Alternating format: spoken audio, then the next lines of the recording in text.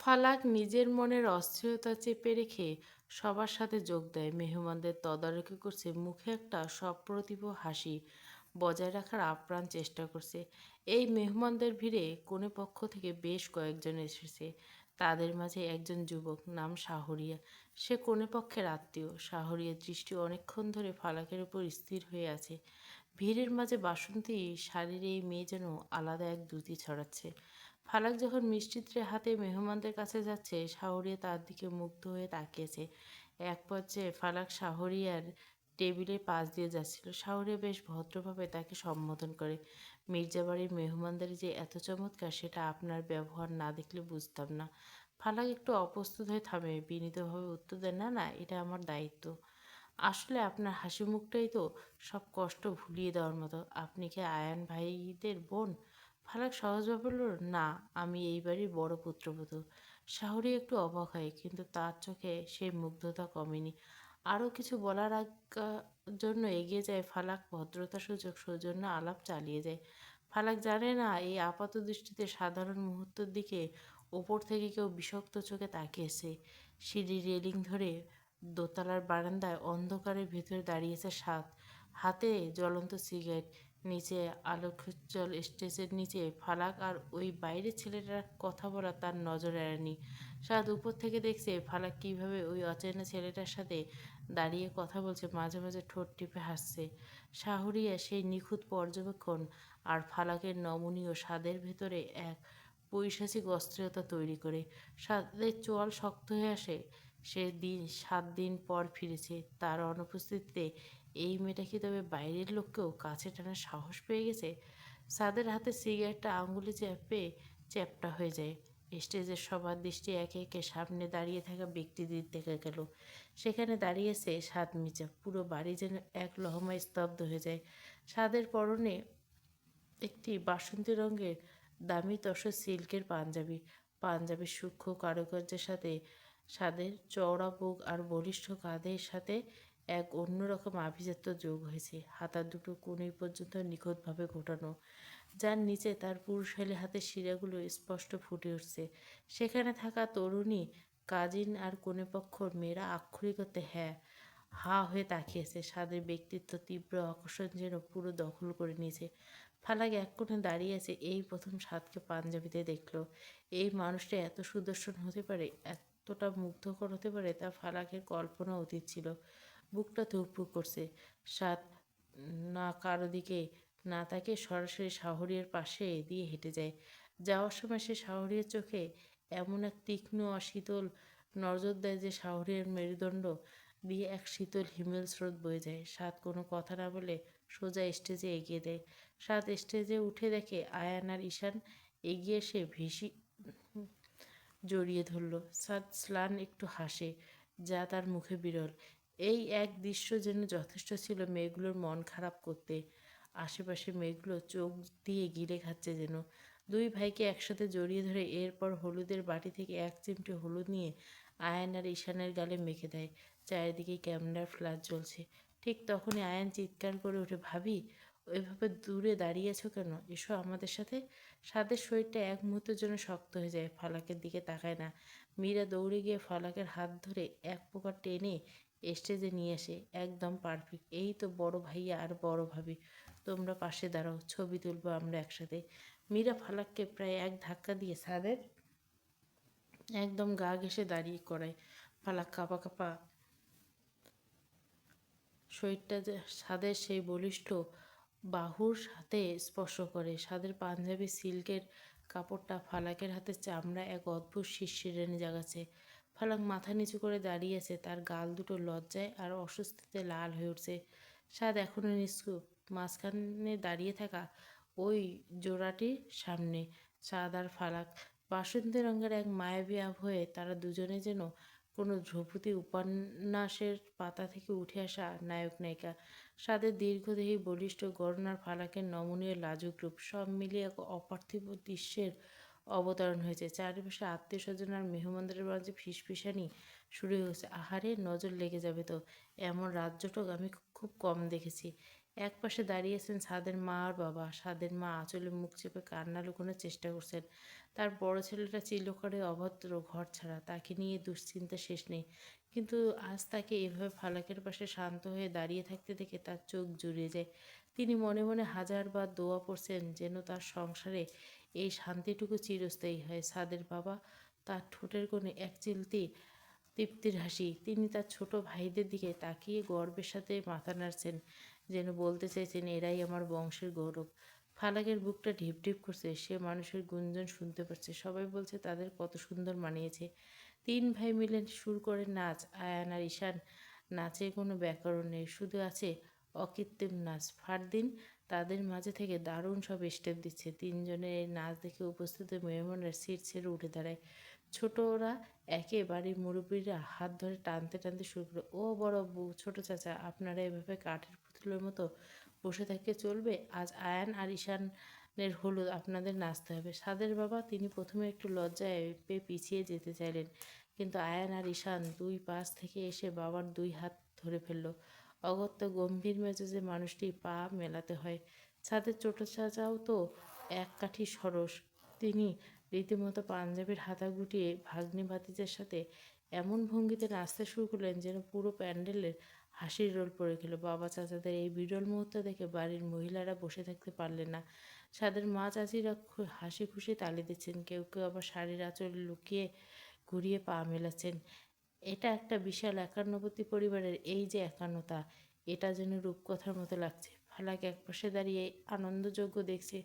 ফালাক ঘরের দিকে আসলো, ধীর পায়ে হাত দিয়ে দরজাটা ঠেকলো। দরজা খুলতে ফালাকের চোখ ছানা বড়া হয়ে গেল। পুরো ঘরটা যেন কোনো টর্নেডোর কবলে পড়েছিল। আলমারির সব কাপড় চোপড়, সাতের শার্ট, ফালাকের শাড়ি, এমনকি আলমারির ভেতরে থাকা সব মেঝেতে আর বিছানায় পড়ে আছে। ড্রয়ারগুলো টেনে বের করা হয়েছে, ভেতরের জিনিসপত্র সব তছনছ। ঘরটা চেনাই যাচ্ছে না। ফালাক স্তব্ধ হয়ে দরজার মুখে দাঁড়িয়ে রইল। তার মাথা কাজ করছে না। সে এখানে কি ঘটে গেছে?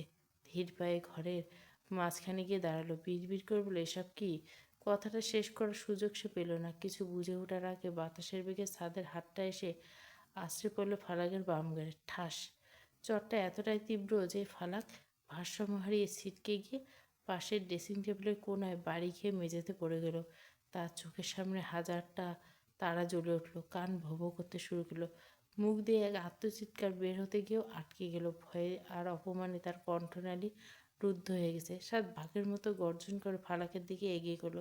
সে ফালাকের শাড়ির কাঁধের অংশটা শক্ত করে চেপে ধরে তাকে এক ঝটকায় আধশোয়া করে তুলল। চোখ দুটো এখনো লাল টকটকে, কপালে রাগের শিরাগুলো ফুলে উঠছে। সাত ফালাকের একদম মুখের কাছে মুখ এনে চিৎকার করে উঠল, সাহস কোত্থেকে পাস তুই? আমার ডয়ারে হাত দিয়েছিস কেন? জবাব দে, কে অধিকার দিয়েছে তোকে এই? ফালাক ভয়ে ভয়ে কাঁপছে। গালটা তখন আগুনের মতো জ্বলছে, চোখে জল বাদ নামছে না। সে যন্ত্রণায় কুঁকড়ে গিয়ে অস্ফুটেশ্বর বলে, ফালাক, আমি তো শুধু কাপড় রাখতে গিয়েছিলাম, আমি জানি না আপনি কিসের কথা বলছেন। সাদ আরও বেশি খেপে গেল। ফালাকে এক ঝটকায় টান দিয়ে দেওয়ালে পিঠ ঠেকিয়ে দিল, আর অন্য হাতটা ফালাকের খুব গলার কাছে মুষ্টিবদ্ধ হয়ে আছে। মিথ্যে বলবি না। নিচে তখনও গান বাজছে। কেউ জানতে পারছে না মির্জা ভিলার এক ঘরটাতে এক ভয়াবহ অন্ধকার নেমে এসছে। সাদের এই রূপ ফালাক আগে দেখেছে, কিন্তু আজ যেন এক পৈশাচিক হিংস্রতা মেশে এসছে। সাদ ফালাককে ঝটকা দিয়ে ছেড়ে দিল। ফালাক আবার মেঝেতে ধপাস করে পড়ে যায়। সাদ মেঝের কাপড়গুলোর উপর দিয়ে পা দিয়ে মারিয়ে ড্রয়ারের দিকে এগিয়ে গেল। সেখানে সোনালি রোদ জানলার পর্দা ভেদ করে ঘরে এসে পড়েছে, কিন্তু সেই আলো ফালাকের মনের অন্ধকার দূর করতে পারল না। সারা রাত সে মেঝেতে পড়েছিল। কখন যে যন্ত্রণা আর ক্লান্তিতে চোখ লেগে এসেছিল সে নিজেই জানে না। যখন চোখ খুলল, দেখল সারা ঘর কালকে সে ধ্বংসলীলার চিহ্ন। কাপড় চোপড় সব অবিন্যস্তভাবে ছড়িয়েছে। গালটা এখনো তীব্র ব্যথায় টনটন করছে।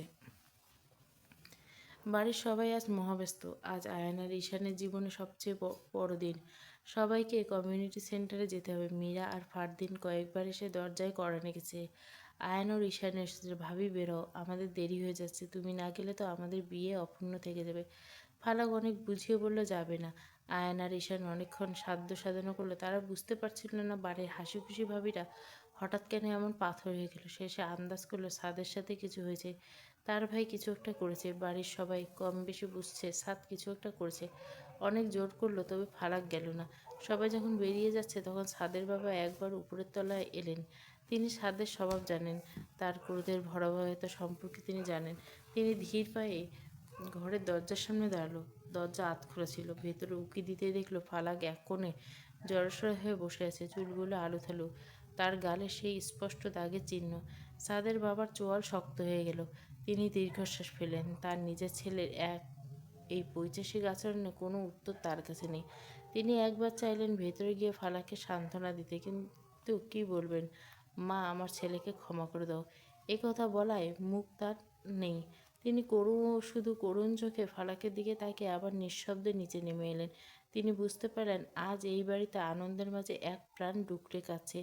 পুরো বাড়ি এখন খাকা করছে। সবাই চলে গেছে, শুধু কয়েকজন কাজের লোক ছাড়া আর কেউ নেই। ফালাক জানলার পাশে গিয়ে শূন্য দৃষ্টিতে বাইরের দিকে তাকিয়ে রইল। তার মনে পড়ে গেল তার ফেলে আসা দিনগুলোর কথা। বাবা মা বেঁচে থাকলে কি আজ আমায় এই মেঝেতে পড়ে থাকতে হলো? গরিব ঘরের মেয়েদের কি কোনো আত্মসম্মান নেই? বাবা মা নেই বলে আজ এই মির্জা বাড়ির দয়ায় বেঁচে আছি। এই সাত মির্জা যা ইচ্ছা তাই করতে পারে আমার সাথে। আমার তো যাওয়ার কোনো জায়গা নেই, কোনো অভিযোগ করার মানুষ নেই। ফালাক বুঝতে পারছে না তার মতো অসহায় আর অভিভাবকহীন মেয়েদের জন্য এই জীবনটাই নিয়তি। সাত তাকে চড় মারুক আর অপমান করুক, তাকে এই চার দেওয়ালের ভেতরে মুখ বুজে সইতে হবে। এসব ভাবতে ভাবতে চোখে পানি ফেলতে থাকে ফালাক। বিয়ে রাতে পর কেটে গেছে কয়েকদিন। মির্জাভিলে এখন কিছুটা শান্ত। নতুন দুই বউ নিজেদেরকে গুছিয়ে নিতে শুরু করেছে। আত্মীয় স্বজন একে একে বিদায় নিচ্ছে। বাড়ির হইচই কমে আসে। সাদ এই কয়েকদিনে প্রায় বাড়ি ছাড়া। মাঝে মাঝে গভীর রাতে ফেরে, আবার সকালে কারোর সাথে কথা না বলে বেরিয়ে যায়। রাত তখন একটা। মির্জাভিলের বাকি সবাই ঘুমিয়ে পড়ছে, কিন্তু ফালাকের চোখের কোনো ঘুম নেই। ঘরের এক কোণে ল্যাম্পোর জ্বালিয়ে বসে নিপুণ হাতে নকশি কাঁথা সেলাই করছে। সুই সুতা এই খেলা ফালাকের খুব প্রিয়। যখনই মন অস্থির হয়ে থাকে সে কাপড় আর উপর সুতোর ফোড়ন দিয়ে নিজের কষ্টগুলো গুনে ফেলার চেষ্টা করে। লাল, নীল, সবুজ সুতোয় আঁচড়ে সাদা জমিনে এক মায়াবী নকশা ফুটে তোলে। ফালাক এতটাই মগ্ন ছিল যে ঘরের দরজা খোলার শব্দটা প্রথমে খেয়াল করেনি। সাত ঘরে ঢুকছে। প্রতিদিনের মতো আজও তার মধ্যে বিধ্বংস মেজাজটা যেন উধাও। ধীর পায়ে আলমারির কাছে গিয়ে দাঁড়ালো। আয়নায় ফালাকের প্রতিচ্ছবি দেখা যাচ্ছে। ল্যাম্পের আলোয় মেয়েটাকে আজ কোনো এক প্রাচীন শিল্পীর মতো লাগছে। সাদ কোনো কথা বলল না, কোনো চিৎকার করলো না। শুধু ঘড়ি আর মানিব্যাগটা ড্রয়ারে রেখে চুপচাপ বিছানায় শুয়ে পড়ল। সাদের এই অস্বাভাবিক নীরবতা ফারাক কিছুটা অবাক করলো। কাজটা থামিয়ে আর চোখে সাদের দিকে তাকায়। লোকটা আজ কেমন যেন কুঁকড়ে শুয়ে আছে। ফালাক দীর্ঘশ্বাস ফেলে সুই সুতো গুছিয়ে রাখে। তারপর ল্যাম্পটা নিভিয়ে বিছানার একপাশে গিয়ে শুয়ে পড়ল। মাঝখানের দূরত্ব পাহাড়ের মতো অটল। কিন্তু কিছুক্ষণ পরে ফারাক অনুভব করলো বিছানাটা কাঁপছে। একটা মৃদু কম্পন আসছে ছাদের দিক থেকে, যেন কেউ দাঁতে দাঁত চেপে কোনো যন্ত্রণা সহ্য করার চেষ্টা করছে। ফালাক অন্ধকারে ইশারায় বোঝার চেষ্টা করলো ছাদ থরথর করে কাঁপছে। তার বলিষ্ঠ শরীরটা চাদরের নিচে যেন শুকনো পাতার মতো কাঁপছে। ফালাকের মনে হলো ছাদের নিঃশ্বাসটা অনেক ভারী হয়ে আসছে। ফালাক দোটানায় পড়ে গেল। বিবেক দর্শন শেষ পর্যন্ত ফালাক নিজেকে আটকে রাখতে পারল না। সপ্তমনে সাদের কপালের উপর হাত রাখলো। হাত ছোঁয়াতে সে শিউরে উঠল। ওরে বাবা, এ তো দেখি গা পুড়ে যাচ্ছে। ছাদের গায়ের তাপমাত্রা আগুনের মতো তপ্ত। জ্বরের তীব্রতা হাত কাঁপছে। ফালাক ধড়ফড় করে বিছানা থেকে নামলো। আলমারি থেকে আরও একটা ভারী কম্বল বের করে সে ছাদের উপর দিয়ে ফেলল, কিন্তু তাতেও কাঁপুনি থামছে না। ফালাক বাথরুমে গিয়ে একটা কাপড় আর জল নিয়ে এলো। এই প্রবল জ্বরে জলপট্টি না দিলে ছাদের বিপদ হতে পারে। অন্ধকার ঘরে ছাদের মাথার কাছে এসে ফালাক কাপড়টা ভিজিয়ে কপালে জলপট্টি দিতে শুরু করলো। ফালাক স্তব্ধ হয়ে বসে রইল। তার চোখে জল। কেন যেন ছাদের এই অবস্থা ফালাকের খুব যন্ত্রণা দিচ্ছে। সারা রাত জলপট্টি দিল ফালাক। ছাদের শিওরে বসে রাত কাটালো। ভোরে এক চিলতে মিঠে রোদ জানলার পর্দার ফাঁক দিয়ে চুইয়ে এসে ছাদের মুখে পড়ল। ছাদের চোখের পাতা দুটো খুব ভারী হয়েছে। গত রাতে অসহ্য দহনে কথা আবছা মনে পড়ছে। ধীরে ধীরে চোখ মেলে অনুভব করলো কপালে একটা শীতল ছোঁয়া। খুব সাবধানে হাত বাড়িয়ে কপাল থেকে একটা ভেজা কাপড় সরিয়ে নিল। ছাদ একটু নড়ে চড়ে শুতে গিয়ে থমকে গেল। বিছানার পাশে বসে ঘুমিয়েছে ফালাক।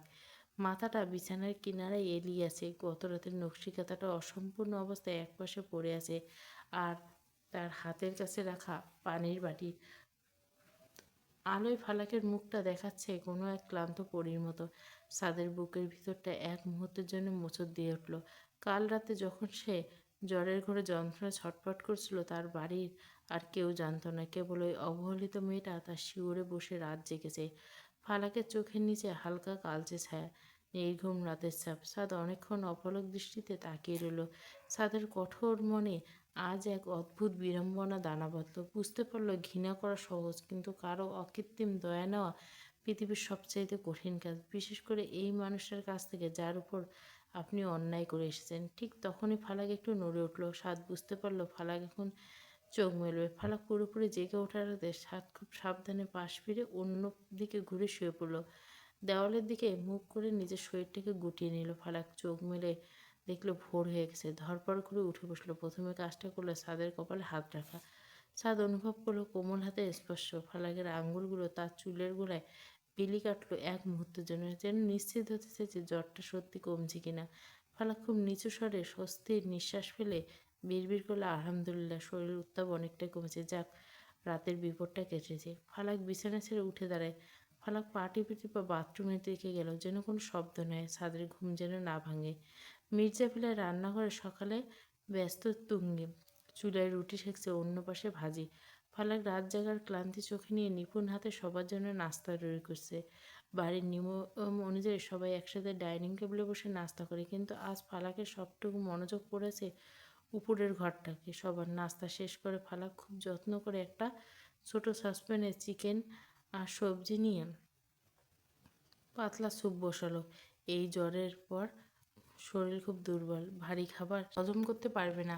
সাদের ছোট চাচি জিজ্ঞাসা করলো, ফালাক, নাস্তা তো সবাই টেবিলে খেলো, তুমি আবার আলাদা করে ট্রে সাজাচ্ছ কেন? ফালাক খুব ভাবলো, সে যদি বলে যে সাদের গত রাতে খুব জ্বর এসেছিল, তবে সারা বাড়ির মানুষের শোরগোল পড়ে যাবে। মা অসুস্থ মানুষ, তিনি দুশ্চিন্তায় পড়বেন।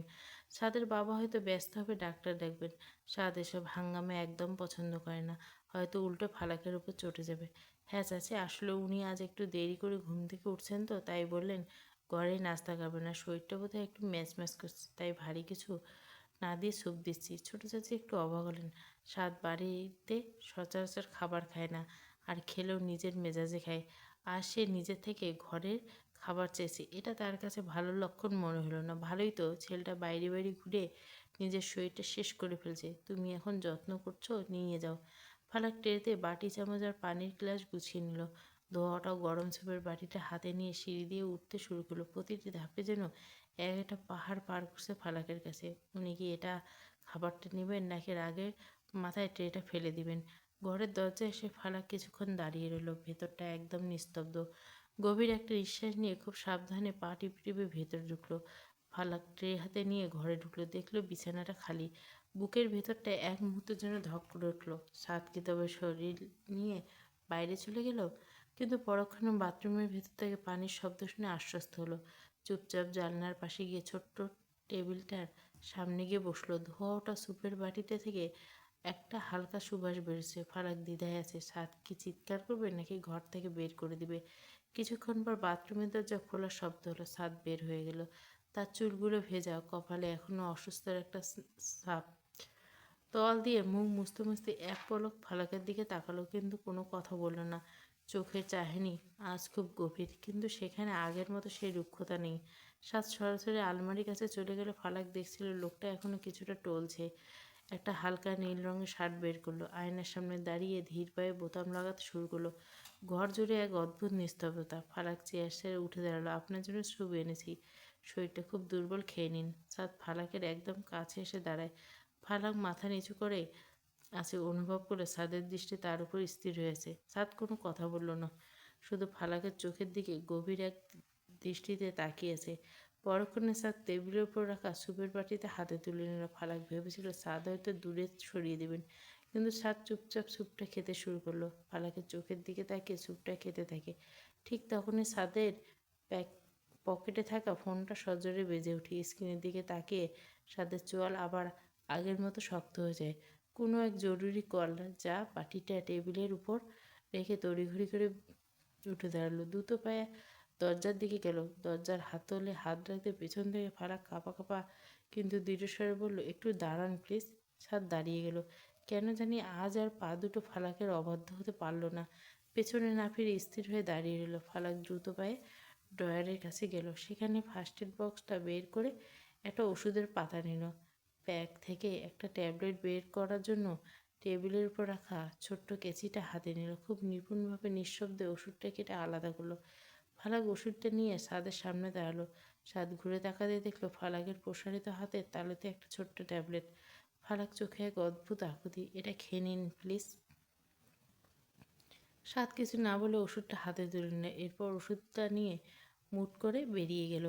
ভোরে ঝাপসা আলো মির্জা ভিলার উঠোনে এক ব্যস্ত জনপথে পরিণত হয়েছে। চারপাশে একটা চাপা উত্তেজনা আর ছোটাছুটি। আর সবাই মিলে গ্রামের বাড়ি মির্জা মঞ্জিলে এসেছে। বাড়ির সবচেয়ে বয়োজ্যেষ্ঠ মানুষ সাদের দাদি এই সফরের মধ্যমণি। তার হুকুমে পুরনো পরিবার আজ শহর ছেড়ে শেকড়ের টানে গ্রামে পাড়ি দিচ্ছে। কিন্তু এই ব্যস্ততার মাঝে এক ধরনের শূন্যতা কাজ করছে। গতরাতে সাদকে জানানো হয়েছিল দাদির সাথে গ্রামে যাওয়ার কথা, কিন্তু সাদ তখন খুব সংক্ষিপ্ত ও নিরত্তর ভাষায় না বলে দিয়েছিল। আর সেই না শোনার পর বাড়ির কেউ আর দ্বিতীয়বার বলার সাহস পায়নি। সাদের মা জানেন তার ছেলে কেমন, তাই কি করবে, তার সাদকে রেখেই চলে যেতে হচ্ছে। তাই বাড়িতে কাজের লোক আছে, ওদের রেখে সাদ কিছুতে চাইলে দিত। ফালাক যদিও যেতে চায়নি, সবাই জোর করে নিয়ে গেছে। আসলে সবাই জানেই না সাদ এসব পছন্দ করে না, আর পরিবারে এই আনন্দঘন পরিবেশ তাকে খুব একটা টানে না। সাদের বাবা ফারদিনকে বলেছে, সবাই কি গাড়িতে উঠছে, দাদিকে সাবধানে ধরে ফারদিন, আমাদের এখন বের হতে হবে, নইলে রোদে কষ্ট হবে। দাদি গাড়িতে উঠতে উঠতে একবার দোতলার সেই বদ্ধ জানলার দিকে দেখালো, যেখানে সাদের ঘর। তার প্রিয় নাতিটা গেল না। সেই চিন্তায় তার কপালে ভাঁজ পড়ল। তিনি দীর্ঘশ্বাস ফেলে গাড়িতে বসেন। ফালাক সবার শেষে গাড়িতে উঠতে যায়, একবার বাড়ির দিকে তাকায়। বিশাল রাজপ্রাসাদের মতো মির্জা ভিলা আজ একদম নিস্তব্ধ। নীলা ফালাককে ডেকে দিয়ে বলল, বড়ভাবে এসো, তোমার জন্য পাশের সিটটা খালি রেখেছি। বলা বাহুল্য, আয়ান আর ঈশানের বউ নীলা আর রিমা দুজনে খুব মিশুক। ওদের দেখলে মনে হয় না কয়দিন আগে বিয়ে হয়ে এসেছে, মনে হয় এইবারই মেয়ে। ফালাক গাড়ি থেকে গিয়ে বসলো। ইঞ্জিন স্টার্ট দেওয়ার সাথে সাথে এক অদ্ভুত হাহাকার তার মনে ভিড় করলো। সবাই যাচ্ছে, শুধু এই বিশাল বাড়িতে একটা মানুষ একা পড়ে থাকবে। ফালাক জানে সাদ একা থাকতে পছন্দ করে, তবুও গাড়িগুলো শহরের যানজট ছাড়িয়ে হাইওয়েতে উঠল। তখন জানলার বাইরে দৃশ্যপট বদলাতে শুরু করলো। ধূসর ইটের দালানে বদলে চোখের সামনে ভেসে উঠল দিগন্ত সবুজ ধানক্ষেত। ভোরের কাঁচা রোদ আর সেই ঘাসের উপর পড়ে সোনালি আভা ছড়াচ্ছে। গাড়ির ভেতরে হাসাহাসি আর গানের আড্ডা। আয়ান আর ঈশান মিলে পুরোনো দিনের সব মজার গল্প বলছে। মীরা বারবার ফালাকে বলছে, ভাবি ওই দেখো, ওই বকগুলো উঠছে। গ্রাম না একদম ছবির মতো, তুমি দেখবে আমাদের গ্রামের পুকুরটা কত বড়। ফালাক হাসছে, সবার সাথে তাল মিলিয়ে কথা বলছে, কিন্তু তার মনটা পড়েছে অন্য জায়গায়। ঘণ্টাখানেক জার্নির শেষে গাড়িগুলো যখন গ্রামের মাটির রাস্তায় ঢুকলো, তখন দুপুর হতে চলছে। দুপাশে বড় বড় আম আর কাঁঠালের গাছ। গ্রামের ছোট ছোট ছেলেমেয়েরা গাড়ি দেখে পেছনে ছুটল। মির্জা মঞ্জিলে কেবল একটা বাড়ি নয়, যেন কালের সাক্ষী হয়ে দাঁড়িয়ে থাকা এক শ্বেতশুভ্র রাজপ্রাসাদ। মাইলের পর মাইল সবুজ ক্ষেত, ধানের ক্ষেত পেরিয়ে যখন গাড়িগুলো গ্রামের মেঠো পথে ঢুকে, তখন দূর থেকে চোখে পড়ে আকাশ ছোঁয়া সেই ধবধবে সাদা রঙের দালানটি। বিশাল বিশাল ধাম আর খিলানওয়ালা এই বাড়ি মির্জা বংশের আভিজাত্যের প্রতীক। বাড়ির চারপাশে ঘিরে আছে আম, জাম, কাঁঠাল ও লিচু গাছের নিবিড় অরণ্য। পাতায় পাতায় বাতাস লেগে সূর্যের শব্দ হয়, তা যেন কোনো এক প্রাচীন সুরের মূর্ছা। বাড়ির ঠিক পাশে টলটলে জলের এক বিশাল পুকুর, যার পাড় বাঁধানো শ্বেত পাথর দিয়ে। পুকুরে জলের আকাশে নীল আর চারপাশে সবুজের প্রতিচ্ছবি মিলেমিশে একাকার। মির্জা মন্দিরের গেটে আয়োজনে দেখা গেল বিশাল এক আয়োজন। পাড়াপড়শি আর আত্মীয় স্বজন বাড়িটা মুখরিত। গাড়ি থেকে নামলে দাদিকে ঘিরে ধরলো সবাই। ফালাক গাড়ি থেকে নেমে যখন মাটির সেদ্ধ গন্ধটা নাকে নিল, তার মনে হলো সে এক অন্য জগতে চলে এসেছে। এখানে কোনো কৃত্রিমতা নেই। সাদের দাদি লাঠি ভর করে খুব ধীরে ধীরে বাড়ির মূল ফটকে দিয়ে ভিতরে ঢুকলো। তার চোখে জল, পুরনো ভিটায় ফেরার আনন্দ। তিনি হুকুম দিচ্ছেন কাকে কোথায় মালপত্র রাখতে হবে। সাদের বাবা, তিনি তার ভাইদের সাথে বাইরের বৈঠকখানে বসেন। গ্রামের মাতব্বররা আত্মীয়দের সাথে কুশল বিনিময় করছেন। তার গাম্ভীর্য আজ কিছুটা শিথিল। গ্রামের মিঠো ঘ্রাণ তিনি যেন কিশোর হয়ে উঠছেন। মীরা ও রুমা দুজনে যেন ডানা মেলের পাখি। গাড়ি থেকে নেমে তারা পুকুরের পাড়ে গিয়ে দৌড় দিল। মীরা চিৎকার করলে, রিমা ভাবি দেখো, ওই শাপলাগুলো কত বড় বড়। তাদের খিলখিল করে হাসি সেই পুরনো প্রতিচ্ছবি দিচ্ছে। বাড়ির ভেতরে ঢুকতে ফালাকের নজর এলো ড্রয়িং রুমের সেই বড় ছবিটা, সাদের দাদা আমলের ছবি। তার নিচে একটা খালি সোফা বসে আছে। ফালাক মনে হলো এই উৎসবে সবাই আছে, শুধু এই মানুষটা নেই যার উপস্থিতিতে পুরো বাড়িটাকে এক ধরনের গাম্ভীর্যে ভরিয়ে রাখত। সবাই হই হুল্লোড়ের মাঝে ফালাক নিজের জন্য বরাদ্দ করে ঘরটার দিকে এগিয়ে গেল। দাদি ঠিক করে দিয়েছে ফালাক নিচের তলার পশ্চিম পাশে বড় ঘরটাতে থাকবে। ঘরটা বেশ বড়, মেঝেটা লাল রঙের মোজাইক করা, যা এখনকার সময় বিরল। ঘরে ঢুকতে ফালাক অনুভব করলো এক শীতল পরশ। দেওয়ালগুলো অনেক পুরনো, তাই বাইরে গরম, ভেতরে অত অনুভব হয় না। ঘরের একটা বিশাল সেগুন কাঠের পালঙ্ক, যার উপর ধবধবে সাদা চাদর বিছানো। এক কোণে একটা পুরনো আমলের ড্রেসিং টেবিল আর কাঠের বড় আলমারি। কিন্তু ফালাকের মন কামলো ঘরে বিশাল জানলাটা। পায়ে পায়ে জানলার কাছে এগিয়ে গেল। আশ্চর্যের বিষয় হলো এই জানলায় কোনো লোহার গ্রিল নেই। আগেকার দিনে বড় বড় কাঠের পাল্লা। ফালাক যখন জানলার পাল্লা দুটোকে দুদিকে মেলে ধরলো, সাথে সাথে যেন এক জাদু হয়ে গেল ঘর জ্বলে। জানলার পাল্লা খুলতে হুড়মুড় করে ঢুকে পড়লো একদম সতেজ ফুলের ঘ্রাণ। মাথা ঠান্ডা, শহরের ধোয়া ধুলোবালির লেশমাত্র নেই। জানলার নিচে বাগান, সেখান থেকে হাসনিহেনার মিষ্টি গন্ধ ভেসে আসছে। জানলা দিয়ে তাকালে সরাসরি চোখ পড়ে পুকুর পাড়ে। পুকুরের শান্ত জল আর মৃদু বাতাস ছোট ছোট ঢেউ তুলছে। ওপারে বিশাল এক বটগাছ আর ডালপালা মেলে দিয়ে পুকুরটাকে পাহারা দিচ্ছে। জানলার কোনো গ্রিল না থাকায় ফালাক যেন সরাসরি প্রকৃতির ভেতরে দাঁড়িয়েছে। হাত বাড়ালে যেন বাইরের গাছের পাতাগুলো ছুঁতে পারবে। ফালাক জানলার কার্নিশে হাত রেখে চোখ বুজে দীর্ঘ একটা নিঃশ্বাস নেয়। কতদিন পর এত স্বস্তির নিঃশ্বাস নিতে পারছে। জানলার পাল্লায় হেলাত নিয়ে দাঁড়িয়ে থেকে রোদের ঝিলিক পুকুরের জলে লেগে মুখে এসে পড়ছে। বাড়ির ভেতর থেকে ভেসে আসছে কানামাছি আর রান্নার সুবাস। দুপুরে খাওয়ার আয়োজনটা ছিল দেখার মতো। বিশাল লম্বা উঠোনে চাদর বিছিয়ে সার বাঁধিতে বেঁধে সবাই। বড় বড় পিতলের গামলায় ধোয়া ওঠা বাসমতি চাল আর পুকুরের টাটকা রুই মাছের ঝোল আর দেশি মুরগির ভুনা। ফালাক, নীলা আর রিমা তিনজনে মিলে সবাইকে পরিবেশন করলো। বাড়ির বড়রা তৃপ্তি করে খেলো। খাওয়া দাওয়ার পর দাদি পান চিবোতে বলল, আহা, নাতবউর হাতের ছোঁয়ায় খাবারের স্বাদ যেন দ্বিগুণ হয়েছে। বিকেল গড়িয়ে মির্জা মঞ্জিলের সদর দরজায় ভিড় জমতে শুরু করলো। গ্রামের মহিলার খবর পেয়েছেন মির্জা বাড়ির 3 নাতবউ এসেছে। তারা নতুন বউ দেখার জন্য উন্মুখ হয়ে আছেন। মির্জা পরিবারের বিশাল বৈঠকখানে পাটি আর জাজিম বিছানো হলো। ফালাক ও নীলা, রিমা তিনজনকে দাদি সাজিয়ে দিয়েছেন। ফালাকের পরনে একটা জামদানি, চেহারায় এক ধরনের স্নিগ্ধতা মিশে আছে। নীলা উজ্জ্বল রঙের সিল্ক পরেছে, চুলে একগুচ্ছ তাজা বকুল ফুলের গোছা।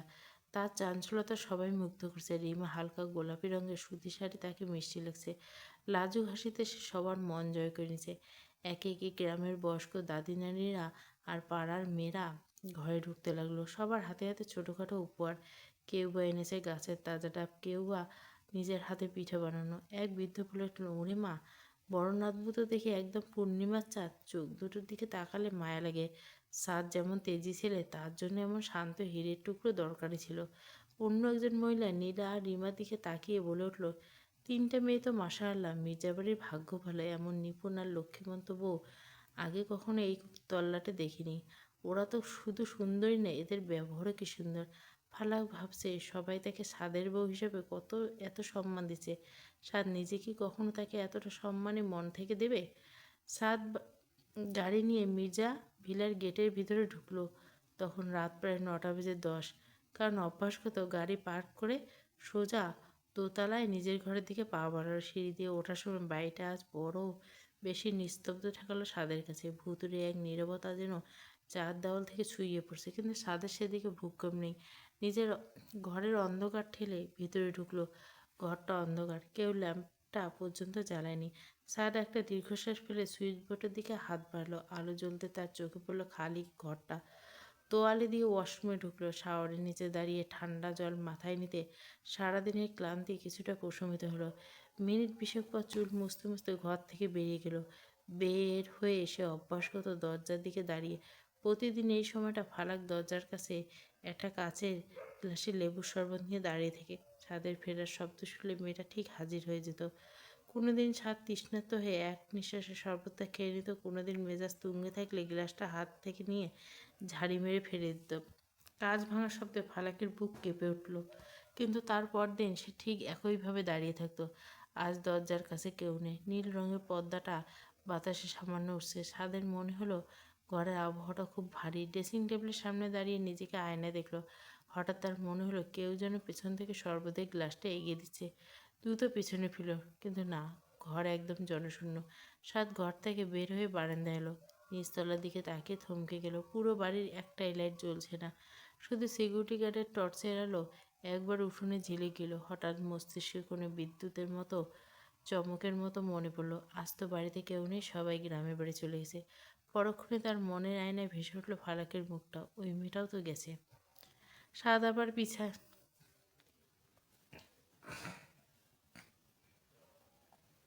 সাদ আবার নিজের ঘরে ফিরে এলো, বিছানায় গা এলিয়ে দিল, কিন্তু ঘুম আর চোখের ধারে কাছে নেই। অদ্ভুত এক অস্থিরতা তাকে কামড়ে ধরছে। বিছানায় ছেড়ে জানলার কাছে গিয়ে দাঁড়ালো। ফালাকে এই ঘরে থাকলে এক ধরনের সুবাস পাওয়া যায়। আজ ঘরটা শুধু এসি, যান্ত্রিক ঠান্ডা। সাদের মনে এক বিচিত্র অনুভব খেলা করলো। সে তো বরাবরই একাকিত্ব চেয়েছিল, চেয়েছিল ফালাক যেন তার চোখের সামনে না থাকে, তাকে বিরক্ত না করে। আজ ফালাক নেই, অথচ সাদের মনে হচ্ছে ঘরের প্রতিটি কোণ যেন তাকে বিদ্রুপ করছে। সাদ বিড়বিড় করে নিজেকে শাসন করলো, কী হচ্ছে এসব? একটা সাধারণ মেয়ে যাকে আমি দুই চোখে দেখতে পারি না, সে না থাকায় আমার কেন খারাপ লাগছে, পাগল হয়ে যাচ্ছে আমি। কিন্তু মন তো আর যুক্তি মানে না, বারবার ফালাকের মুখটা দেখতে ইচ্ছে করছে। রাত তখন 11টা পেরিয়েছে, শহরের ব্যস্ততা কমে এসেছে, কিন্তু সাদের ভিতরে ঝড় থামছে না। হুট করে আলমারি থেকে নিজের বাইকের চাবি আর লেদার জ্যাকেটটা টেনে নিল। গ্যারেজ থেকে নেমে এসে বাইকটা স্টার্ট দিল। ইঞ্জিনের সেই পরিচিত গর্জন মাঝরাতে নিস্তব্ধতাকে চিরে খান খান করে দিল। সাত গেট দিয়ে বেরিয়ে অ্যাক্সিলেটার চেপে ধরল। শহরের লিওন আলোগুলো তার পাশ দিয়ে তীরের মতো চলে যাচ্ছে। বাইকের স্পিড কাটা দ্রুত উপরে উঠতে শুরু করলো। 80, 100, 120।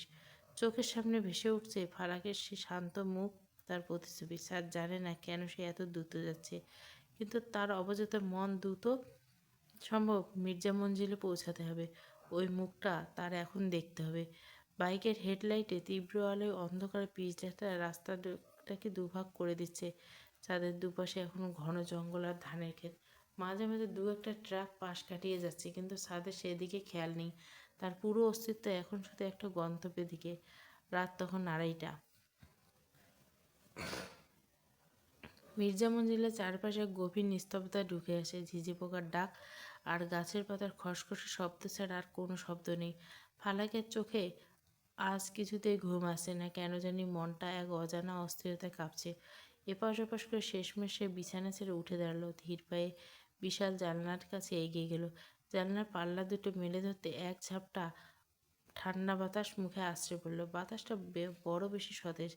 ফালাক চোখ বুজে সেই শীতলতা অনুভব করলো। গ্রিলহীন জানলা দিয়ে বাইরে বাগান আর পুকুর পাড়ের চাঁদের আলো রূপলি। আরাম করে জানলার কার্নিশে হাত রাখলো, কিন্তু নিচে তাকাতে হৃৎপিণ্ডটা এক মুহূর্তের জন্য থমকে গেল। নিজের চোখকে বিশ্বাস করতে পারছিল না। জানলার ঠিক নিচে মাটির উপর দেওয়াল ঘেঁষে পা ছড়িয়ে বসে আছে একটা মানুষ। দেওয়ালের সাথে মাথায় হেলান দিয়ে বসে আছে। চাঁদের আলো ঠিক তার মুখে এসে পড়ল। ফালাক মনে অস্ফুট স্বরে বলে উঠল, সাত মির্জা। যেন অবাক হওয়ার চরম পর্যায়ে পৌঁছে গেছে। নিজের চোখ কষলে আবার দেখল, হ্যাঁ, এ তো সাত। সেই কালো শার্ট, এলোমেলো চুল, পাশে থাকা তার বাইকের হেলমেট ধুলোবলি মাখা অবস্থায় সাত সেখানে এমনভাবে বসে আছে যেন কোনো দীর্ঘ যুদ্ধের পর একটু আশ্রয় খুঁজে এখানে এসে আশ্রয় পড়ছে। ফালাক জানলার পাল্লা ধরে একটু ঝুঁকে নিঃশ্বাস ফেলল, আপনি এখানে কেন? এভাবে নিচে বসে আছেন? ছাদ ফালাকের কণ্ঠস্বর শুনে ধীরে ধীরে চোখ মিলিত হলো দুই চোখ। এলোমেলো চুলে ফালাক দাঁড়িয়ে আছে। চাঁদের আলোয় বকে যাওয়া কোনো অপার্থিব পরীর মতো লাগছে। ছাদ কোনো উত্তর দিল না, শুধু ফালাকের দিকে তাকিয়ে রইল। এই যে চোখ, যা গত কয়েক ঘন্টা ছাদের মস্তিষ্ক বিদ্রোহ করেছিল, এই মায়াবী মুখ, যার অনুপস্থিতিতে কয়েক হাজার ফুট বর্গমিটার বিশাল মির্জাভিলা ছাদের কাছে এক জনশূন্য মরুভূমি বানিয়ে দিয়েছিল। সাদ কোনো কথা বলল না, শুধু এক দৃষ্টিতে তাকিয়ে রইল। সাদের চোখের গভীর চাহনি থেকে ফালাকের কণ্ঠস্বর গলার কাছে আটকে গেল। এই প্রথম সাদের চোখে কোনো ঘৃণা দেখছে না, দেখছে উপেক্ষাও দেখছে না, বরং দেখছে তীক্ষ্ণত মানুষের হাহাকার। সাদ প্রাণ ভরে দেখে নিল ফারাককে, এলোমেলো উড়ন্ত চুল, বিস্ময়ে বড় বড় হয়ে যাওয়া চোখ আর জানলার কার্নিশে আঁকড়ে ধরা শুভ্র দুটি হাত।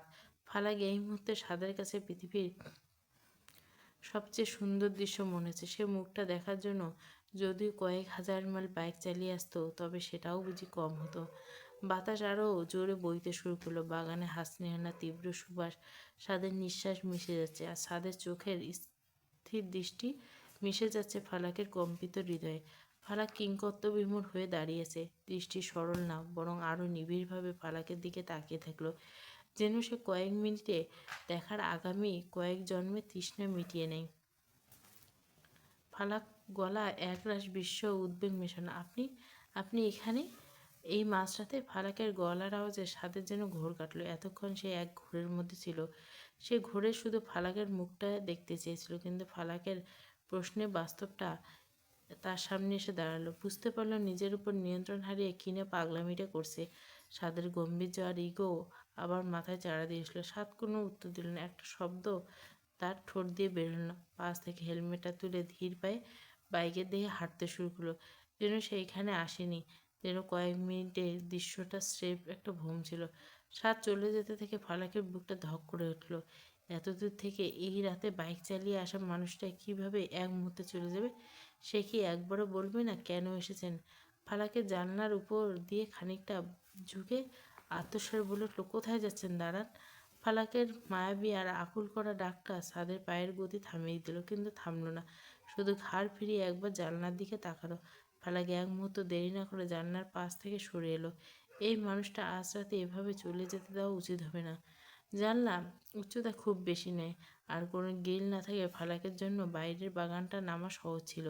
ছাদের প্রস্থান রুখতে ফালাক কোনো কিছু তোয়াক্কা করল না, শাড়ির আঁচলটা কোমরে গুজে জানলার কর্নিশ ধরে খুব সাবধানে নিচে পা রাখলো। ছাদ তখন বাইক দিকে পা বাড়িয়েছে, কিন্তু পেছনে ঘাসের উপর পায়ের আওয়াজ পেছন ফিরল। ফালাকে জানলা দিয়ে নিচে নেমেছে। ছাদের চোখ বিস্ময়ে, যে মেয়েটা সবসময় ভয়ে কুঁকড়ে থাকতো, সে আজ এত বড় সাহস দেখালো। ফালাক দৌড়ে গিয়ে ছাদের সামনে দাঁড়ালো, তার শ্বাস বইতে দ্রুত, কপালে বিন্দু বিন্দু ঘাম। কোথায় যাচ্ছেন? একবার আসলেন, আবার একটা কথা না বলে চলে যাচ্ছেন। ছাদ স্তব্ধ হয়ে দাঁড়িয়ে রইল। ফালাক ছাদের জ্যাকেটের হাতাটা খপ করে ধরে ফেলল। তার ছোট ছোট আঙুলগুলো ছাদের শক্ত হাতের উপর কাঁপছে, কিন্তু মুঠো আজ খুব দ্রুত। চলুন ভেতরে, আপনি এভাবে যেতে পারবেন না। ছাদ এতক্ষণ নিজেকে এর পাথর করে রাখা আর চেষ্টা করছিল, কিন্তু ফালাকের ওই অবাধ্য হাতের স্পর্শে তার সব বাধা ভেঙে গেল। নিজেকে আর আটকে রাখতে পারল না। কোনো কথা না বলে ফালাকের হাত দুটো নিজের বড় হাতের মুঠোয় নিল। সাদের হাতের এই উষ্ণতা ফালাকের সারা শরীর বিদ্যুৎ খেলে গেল।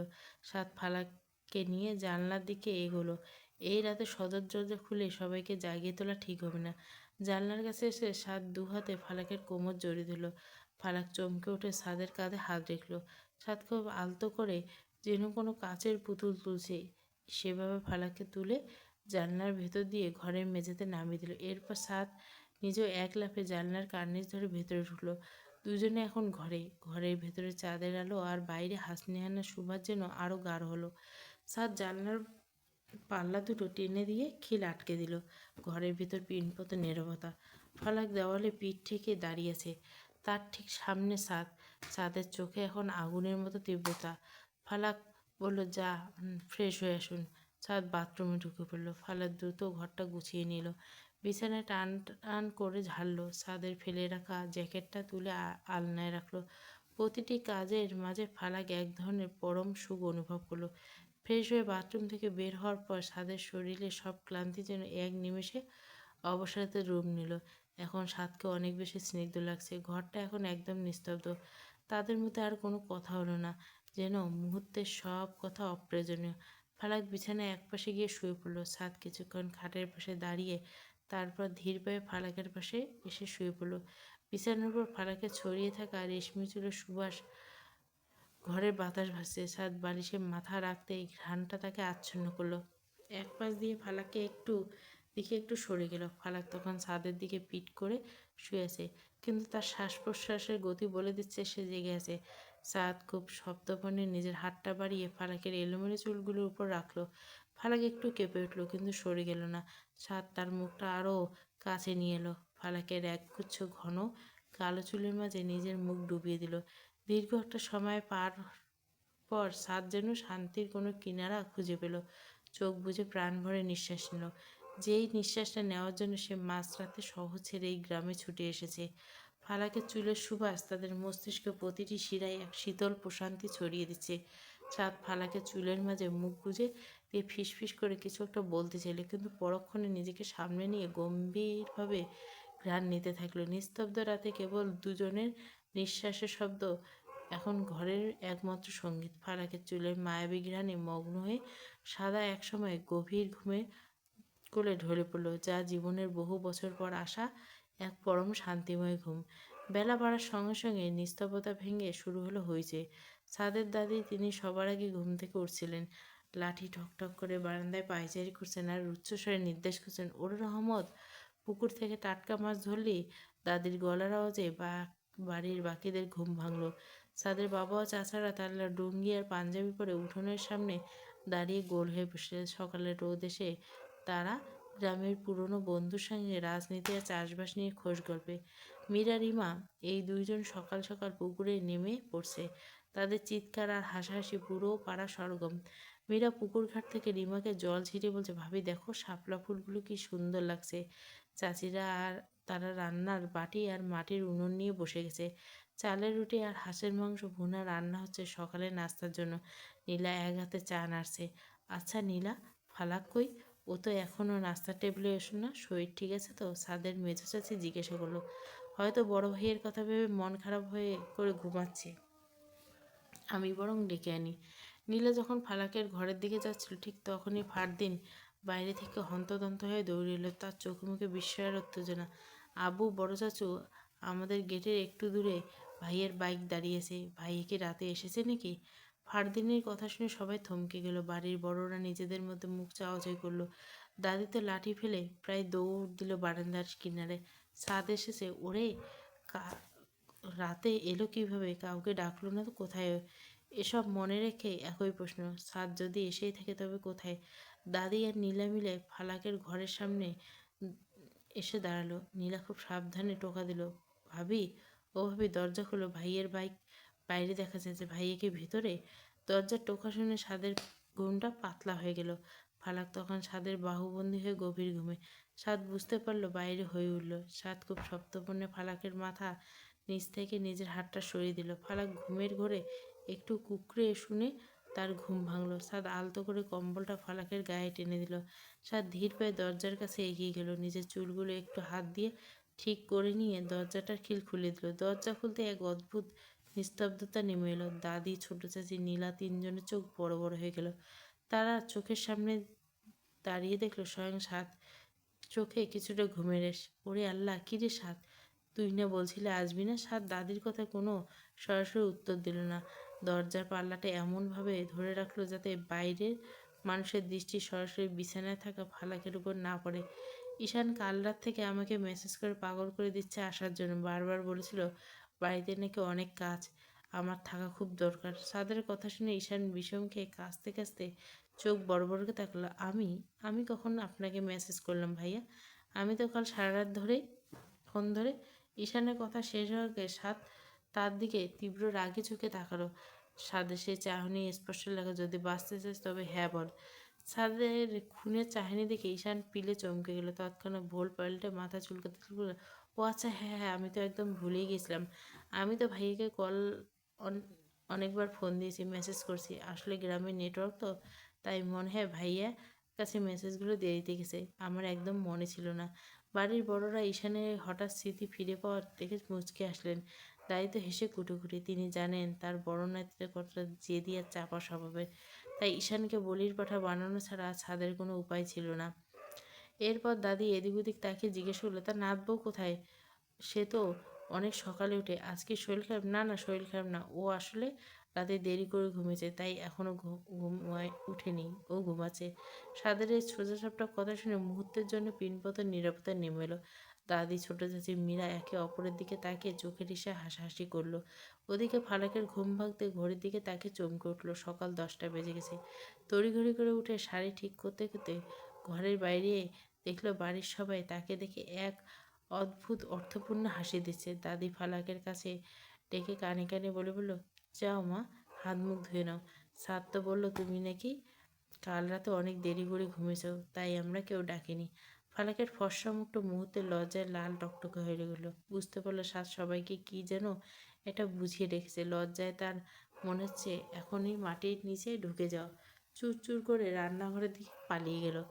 আর পেছনে শোনা গেল বাড়ির সবার মিলিত হাসির শব্দ। মির্জা মঞ্জিলের বিশাল উঠোনে এখন উৎসবে মেতেছে। সকালে পুকুর থেকে উঠে জাল ফেলা আছে, তাতে ধরা পড়ছে বড় বড় রুই, কাতলা আর মৃগেল মাছ। রূপোলি মাছগুলো উঠোনে বড় বড় গামলায় লাফাচ্ছে। গ্রামের বাড়ির মাছ কাটার উৎসব বেশ জমজমাট। উঠোনে একপাশে শতরঞ্জি আর পিঁড়ি পেতে বসে আছেন বাড়ির বউরা, ছাদের মা, মেজো চাচি, ছোট চাচি। সবার হাতে বাটি। ফালাকো একটা পিঁড়ি টেনে নিয়ে একটা রুই মাছ কাটতে বসেছে। সূর্যটা ঠিক মাথার উপর। আকাশ একদম পরিষ্কার হয়, রোদের তেজ বেশ কড়া। ফালাক যেখানে বসেছে সেখানে সরাসরি দুপুরের কড়া রোদ এসে পড়ছে। মাছ কাটায় মনোযোগ থাকায় রোদের কথা ভাবেনি, কিন্তু কড়া রোদে তার ধপধপে ফর্সা মুখটা একদম টকটকে লাল হয়ে গেছে।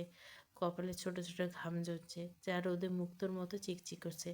ছাদ এতক্ষণ বারান্দায় হেলান দিয়ে দাঁড়িয়ে দূরে ভাইদের সাথে কথা বলছিল, কিন্তু তার চোখ বরাবর উঠোনের দিকে যাচ্ছিল। ফালাকের লাল হয়ে আসা যাওয়া মুখটা ছাদের নজর আসতে খুব স্বাভাবিক ভঙ্গিতে পকেট থেকে ফোনটা বের করলো। সে খুব জরুরি কোনো মেল, যা ফোন চেক করছে। ধীর পায়ে হাঁটতে হাঁটতে ঠিক ফালাকের পেছনে গিয়ে দাঁড়ালো, এমন এক করে দাঁড়ালো যাতে ওর দীর্ঘ ছায়া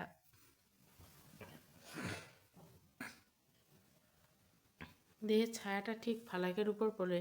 ফালাক মার্চ খাচ্ছিল, হঠাৎ অনুভব করলো মাথার উপর থেকে তাপটা চলে গেল। চারপাশটা যেন স্নিগ্ধ হয়ে গেল। একটু অবাক হয়ে উপরের দিকে তাকাতে দেখলো ছাদের ছায়া তার উপর পড়েছে। ছাদ এমনভাবে ফোন নিয়ে দাঁড়িয়ে আছে যেন খুব সিরিয়াস কোনো কাজ করছে, কিন্তু আসলে সে ফালাকের জন্য এক জীবন্ত ছাতা হয়ে দাঁড়িয়েছে। ছাদের দীর্ঘ দেহের ছায়াকে ফালাক লাল হয়ে যাওয়া মুখটা মুহূর্তে শীতল হতে শুরু করলো। বাড়ির বড়রা নিজেদের মাছ কাটা আর গল্প নিয়ে এতই মশগুল ছিল যে সূক্ষ্ম বিষয়টি খেয়াল করেনি। সবাই ভাবছে ছাদ হয়তো নেটওয়ার্ক খুঁজছে বা কাজের কোনো ফোন কল। কিন্তু ফালাক বুঝতে পারলো। একবার আর চোখে ছাদের দিকে তাকালো। ছাদ ফালাকের দিকে তাকাচ্ছে না, ফোনের দিকে তাকিয়েছে, কিন্তু তার শরীরের অবস্থা নীরবে দাঁড়িয়ে থাকা ফালাককে অনেক কিছু বলে দিচ্ছে। ফালাকের ঠোঁটে কোনো এক লাজুক হাসি ফুটে উঠল। মির্জা মঞ্জিলের বিশাল উঠোনে আজ যেন চাঁদের হাট। মাঝখানে বড় একটা শতরঞ্জি, চারপাশে সবাই বসে আছে। গ্রামের রাতের এই স্নিগ্ধতা, ঈশানার ফারদিন মিলে গান বাজনা আসল। ফারদিনে হাতে গিটার। সাদ একটু দূরে একটা কাঠের চেয়ারে বসে আছে। ফালাক এসে বসেছে নীলার পাশে, তবে তার নজর বারবার টানছে ওই দূরে বসে থাকা মানুষটির দিকে। হঠাৎ মীরা আবদার করলো, সাদ ভাইয়া, আমি শুনেছিলাম তুমি নাকি খুব সুন্দর গান করো, কিন্তু আমি তো কোনোদিন শুনিনি। আজ এই সুন্দর রাতে একটা গান না গাইলে আমরা কেউ এখান থেকে উঠবো না, প্লিজ ভাইয়া। মীরার কথা সবাই একযোগে সায় দেয়। ঈশান্ত গিটারটা বাড়িয়ে দিল। ভাইয়া, আজ আর না করো না। গ্রামের এই আকাশ বাতাস সবই তো একটা গানের দাবি। সাদ একটু ইতস্তত করলো, আর চোখে ফালাকের দিকে তাকালো। দেখলো ফালাক খুব কৌতূহল নিয়ে তার দিকে তাকিয়েছে, যেন সেও উন্মুখ। সাদ চেয়ার ছেড়ে উঠে গিটারটা হাতে নিল। গিটারের তারে আঙুল ছোঁয়াতে যেন মায়াবী সুর ভেসে উঠল, যা মুহূর্তে পুরো উঠানকে নিস্তব্ধ করে দিল। সাদ গান শুরু করার আগ মুহূর্তে চোখ বুঝল, ভাবছিল অতীতে সাদ শুরু। চান্দা হে আসমান হে और বাদল। তাদের গলার আওয়াজটা খুব গভীর আর ভরাট। ফালাক মন্ত্রমুগ্ধের মতো শুনছে, বিশ্বাস করতে পারছে না যে মানুষটার গলায় এত মায়া লুকিয়েছে। গানের সুরে সুরে ভাবছিল সাদ, ভাবছিল কিভাবে এই একটা মেয়ে তার সাজানো গোছানো নীরজ জীবনটাকে ওলটপালট করে দিল। পুরো উঠান নিস্তব্ধ, সবাই মুগ্ধ হয়ে তাকিয়েছে ছাদের দিকে। গান শেষ হওয়ার পর অনেকক্ষণ কেউ কোনো কথা বলল না। রাতের বাতাসে শুধু সাদের গানের রেশটুকু ভেসে বেড়াতে লাগলো। মির্জা মঞ্জিলের সবাই যে যার ঘরে ঘুমানোর প্রস্তুতি নিচ্ছে। সাদ নিজের ঘরে বিছানায় বসে আছে। ঠিক সেই মুহূর্তে হুট করে চারপাশটা ঘুটঘুটে লোডশেডিংয়ে ডুবে গেল। সাদ বিরক্ত হয়ে কপালে হাত দেয়। শহরে এসির অভ্যাসে এই গুমট অন্ধকারে যেন দম বন্ধ হয় এক অনুভূতি।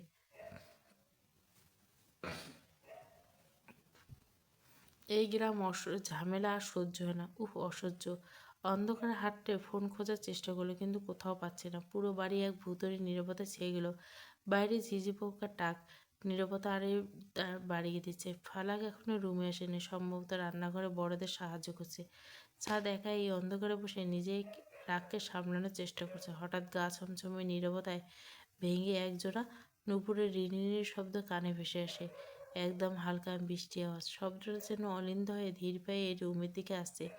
অন্ধকারে বারান্দার শব্দে প্রতিধ্বনি ছাদের বিরক্তি ছাপিয়ে এক অদ্ভুত কৌতূহল তৈরি করে। ঠিক তখনই দরজার কাছে এক চিলতে হলুদের আলো দেখা যায়। ছাদের বড় বড় চোখের সামনে ধরা দেয় এক অপার্থিব দৃশ্য। ফালা গাছে তার এক হাতে ধরা সে পুরনো আমলের পিতলের লণ্ঠন। মির্জা বাড়ির এরকম পুরনো শৌখিন জিনিসে ফালা গাছ অন্ধকার দেখে সেটাই খুঁজে বের করছে। লণ্ঠনের ভেতরে আগুনের শিখাটা কাচের ঘোড়াটে পেয়ে কাঁপছে, আর সেই মায়াবী আলোয় নিচ থেকে আশ্রে পড়ছে ফালাকের মুখ। ছাদ স্তম্ভিত হয়ে তাকিয়েছে। এই প্রথম ফালাকের চেহারা প্রতিটি খুঁটিনাটি নিবিড়ভাবে দেখছে। লণ্ঠনে কাঁপতে থাকা আলো ছায়ায় খেলায় ফালাক কোনো মানবী নয়, এবং কোনো প্রাচীন কাব্যের নায়িকা মনে হচ্ছে। ফালাকের মুখটা যেন নিপুণ শিল্পীর আঁকা শ্রেষ্ঠ ক্যানভাস। বড় বড় চোখ, মায়াবী বড় বড় চোখ দুটো লণ্ঠনের আলোয় হীরের মতো জ্বলজ্বল করছে। চোখের মনে আগুন শিখা প্রতিফলন দেখা যায়। তীক্ষ্ণ নাক আর রক্তিম ঠোঁটে আগুনের হলদেটে আভায় যেন গায়ের রংটাও যেন কাঁচা সোনার মতো দেখাচ্ছে। ফালাক খুব সাবধানে পা ফেলে ঘরের ভিতরে ঢুকে। ফালাক যখন ছাদকে দেখার জন্য লণ্ঠন একটু উঁচু করে ধরে, তখনই ছাদের সাথে চোখাচোখি হয়। ছাদের পলক পড়ছে না। সে যেন এক জাদুঘরে ঘোরে আটকে আছে। তার বিরক্তি, তার কণ্ঠ, সবই ওই লণ্ঠনের আলোর কাছে তুচ্ছ লাগে। ফালাক একটু লজ্জা পেয়ে মাথা নিচু করে ফেলে, কিন্তু ছাদ এখনও সেই নিপুণ সুন্দর মুখটার দিকে চোখ সরাতে পারছে না। লণ্ঠনের হলুদ আলোয় ফারাক স্থির হয়ে দাঁড়িয়েছে। এখন ছাদের ভিতরে এক আদিম ও দুর্নিবার তৃষ্ণা জেগে ওঠে। সারা নিজেকে সামলাতে পারে না। সাদ আচমকা ফালাককে নিজের দিকে টেনে নেয়। ফালাক কিছু বুঝে ওঠার আগে সাদ তার কোমরে মুখ ডুবে দেয়। ছাদের তপ্ত নিঃশ্বাস। ফালাক শিউরে ওঠে। এক অদ্ভুত শিহরণ নিজের কোমর ধরে। ফালাকের হাতে কাঁপতে শুরু করে। হাতে থাকা লণ্ঠনটা প্রায় পড়ে যাচ্ছিল। ঠিক সেই মুহূর্তে সাদ ক্ষিপ্র হাতে লণ্ঠনটা ধরে ফেলে।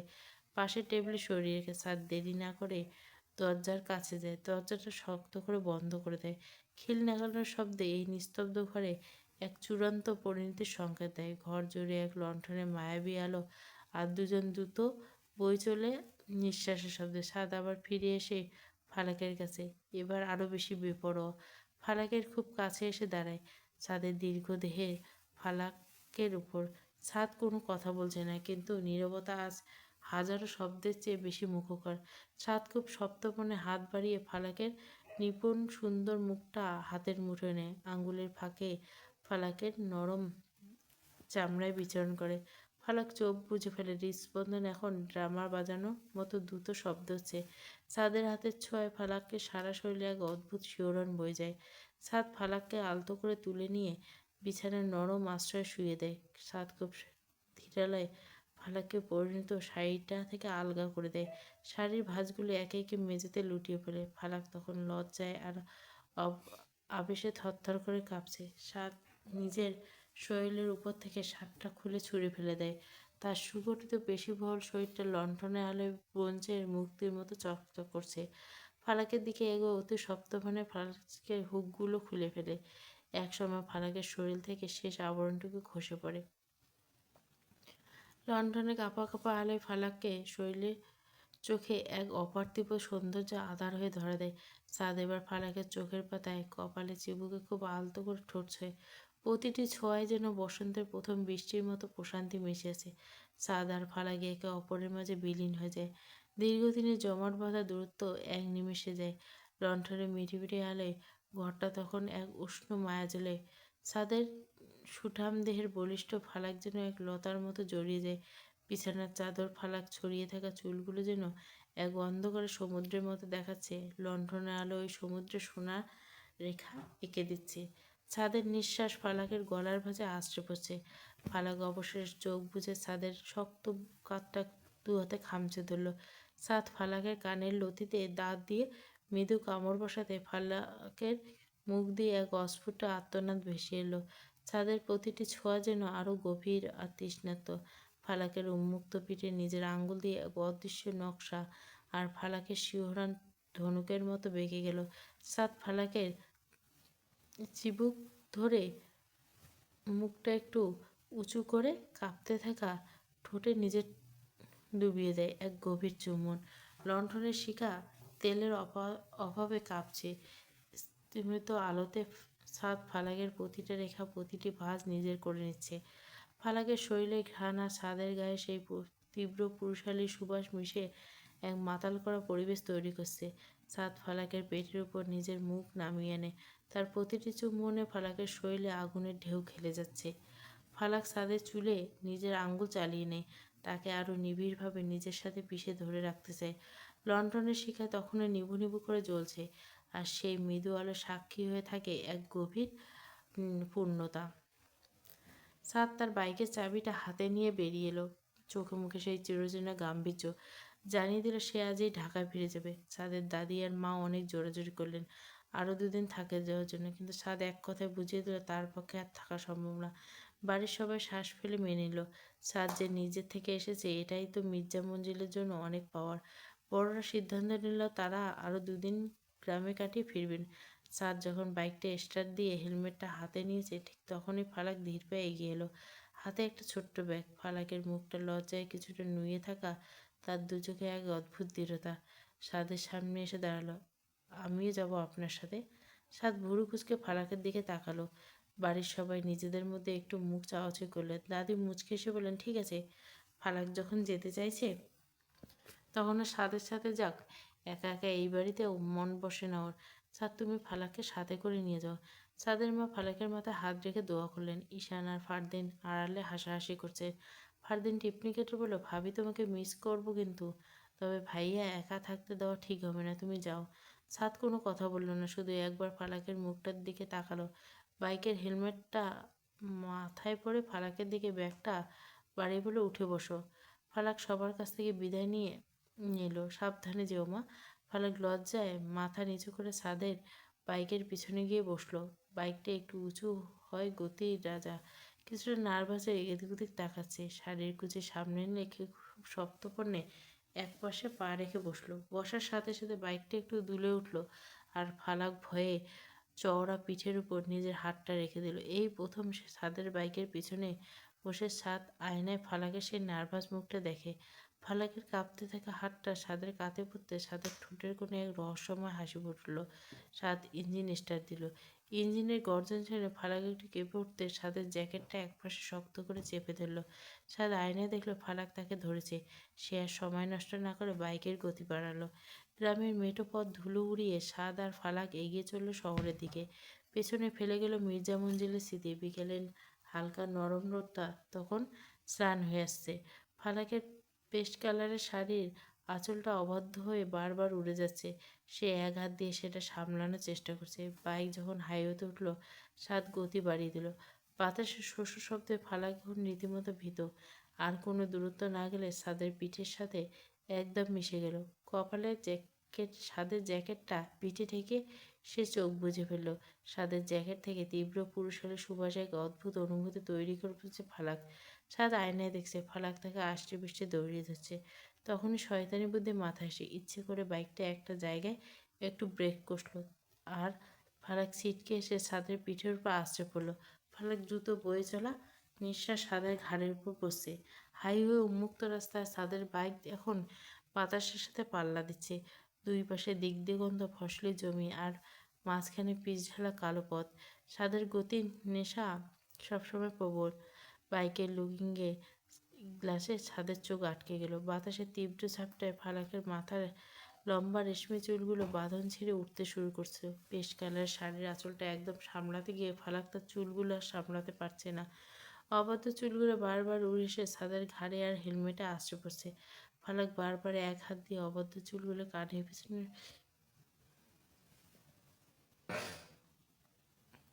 সরানোর চেষ্টা করছে। ওই মুহূর্তে তার চোখের কোণে লেগে থাকা লজ্জা আর ভয় চপলতাকে সাদকে মুগ্ধ করে দিচ্ছে। সাদ হেলমেটের ভেতরে একজোড়া চোখ বিস্ময়ে দেখছে। উড়ান্ত চুলের ফাঁক দিয়ে দেখা যায় ফালাক সে নিপুণ সুন্দর চেহারাটা আজ বিকেলে নরম আলোয় আরো মায়াবী হচ্ছে। সাদ ইচ্ছা করে বাইকের গতি কিছুটা কমিয়ে দিল। সে চায় এই দৃশ্য আরও কিছুক্ষণ দীর্ঘ হোক। সন্ধ্যায় আবছা অন্ধকার তখন চারপাশকে ধূসর করে দিচ্ছে। হাইওয়ের দুপাশে জনমানবী প্রান্তন। হঠাৎ করে আকাশের মেঘগুলোর জন্য জেদ ফেটে পড়লো। কোনো পূর্বাভাস ছাড়াই শুরু হলো বৃষ্টি। বড় বড় ফোঁটা ফোঁটা ছাদের হেলমেটে কাছে আর ফালাকের শাড়িতে পড়লো। মিনিটের মধ্যে হাইওয়ে পিচ ধরলা পথ বৃষ্টির জলে চলছে। ফালাক ছাদের জ্যাকেট আরো শক্ত করে জড়িয়ে দিল, কিন্তু বৃষ্টির তেজ এতই বেশি যে পেস্ট কালারের পাতলা সুতির শাড়ি মুহূর্তে ভিজে শরীরের সাথে লেপ্টে গেল। সাথে সামনে ফাঁকা রাস্তায় চোখ বুলিয়ে একটু দূরে একটা বিশাল বটগাছ দেখতে পেল। বাইকের গতি কমিয়ে ব্রেক কষল। দ্রুত নামো ফালাক, সাথে চিৎকার করে বলল। দুজনে হন্তদন্ত হয়ে বাইক থেকে নেমে গাছের ঘন পাতার নিচে আশ্রয় গেল, কিন্তু ততক্ষণে যাওয়া হওয়ার হয়ে গেছে। দুজনে ভিজে একাকার। গাছের নিচে দাঁড়াতে ফালাক শীত আর অস্বস্তিতে কাঁপতে লাগলো। ভিজে হওয়ার ফলে শরীরটা প্রায় স্বচ্ছ হয়ে গায়ের সাথে লেপ্টে গেছে, যা ফালাকের সুগঠিত শরীরের প্রতিটি স্পষ্ট করে তুলছে। মুখ দিয়ে বৃষ্টির জল চুইয়ে চুয়ে পড়ছে। অবাধ্য চুলগুলো ভিজে সাপের মতো ঘাড় থেকে পিঠে লেপ্টে আছে। সাদ হেলমেটটা খুলে একপাশে রাখলো। শার্টটা ভিজে শরীরের সাথে সেটে যাওয়া পেশিবহুল শরীরটা ফুলে উঠেছে। চুলগুলো হাত দিয়ে পিছনে ঠেলে ফালাকের দিকে তাকালো। শরীর বৃষ্টির মাঝে সাদের দৃষ্টি তখনও আগুনের উষ্ণতা। ফালাকে দুই হাত ধরে নিজের ভিজে যাওয়া বাহু জড়িয়ে ধরে কাঁপছে। বৃষ্টির শব্দ আর বাতাসের শোষো সারা ছাড়া চারপাশে একদম নিস্তব্ধ। সাদ ধীর পায়ে ফালাকের দিকে এগিয়ে এলো। ফালাক মাথা নিচু করে ছাদের পায়ের দিকে তাকিয়েছিল। ছাদের উপস্থিতিতে সে আর সংকুচিত হয়ে গেল। ছাদ তাকিয়েছে ফালাকের দিকে। ভেজা শাড়িতে লেপ্টে থাকা ফালাককে এই মুহূর্তে কোনো মানবী নয়, কোনো বনদেবী মনে হচ্ছে সাদের কাছে। ফালাকের ঠোঁট দুটো বৃষ্টির হিমেল ছোঁয়ায় কিছুটা নীলচে হয়ে গেছে। সে কাঁপতে থাকা ঠোঁট দুটো যেন সাদের জন্য এক অনিবার্য সর্বনাশ। সাদ হৃদয়ের জ্ঞান হারিয়ে ফেলে। মাথায় তখন না আছে হাইওয়ে, না আছে অন্য কিছু। তৃষ্ণার্ত চোখ শুধু ফালাকের ভেজা ঠোঁট দুটো চাইছে। সাদ কোনো কথা না বলে নিজের পরনের লেদার জ্যাকেটটা পুরোপুরি খুলে ফেললো। তারপর সেই বড় জ্যাকেটটা দিয়ে নিজের আর ফালাককে একসাথে ঢেকে নিল। তৈরি করলো এক ক্ষুদ্র ব্যক্তিগত জগৎ। জ্যাকেটে আশ্রয় তারা এখন খুব কাছাকাছি। ফালাক কাঁপছে। ছাদকে আলতো করে দু হাতে ফালাকের ভেজা গাল দুটো আগলে ধরল। ছাদের হাত তখনও বরফের মতো ঠান্ডা। ফালাক কিছুটা কেঁপে ওঠে, কিন্তু চোখে উত্তাপের আগুন। মাথা নিচু করে ফালাক ভেজা চোখের পাপড়ি নিজের ঠোঁট ছোঁয়ালো। ছাদের স্পর্শে ফালাক সারা শরীর এক তীব্র শিহরণ বয়ে গেল। ফালাকের হাতে থাকা ব্যাগটা কখন যে হাত ছিটকে কাদামাটিতে পড়ে গেল তার কোনো খেয়াল নেই। এরপর ছাদ সময় নিল না।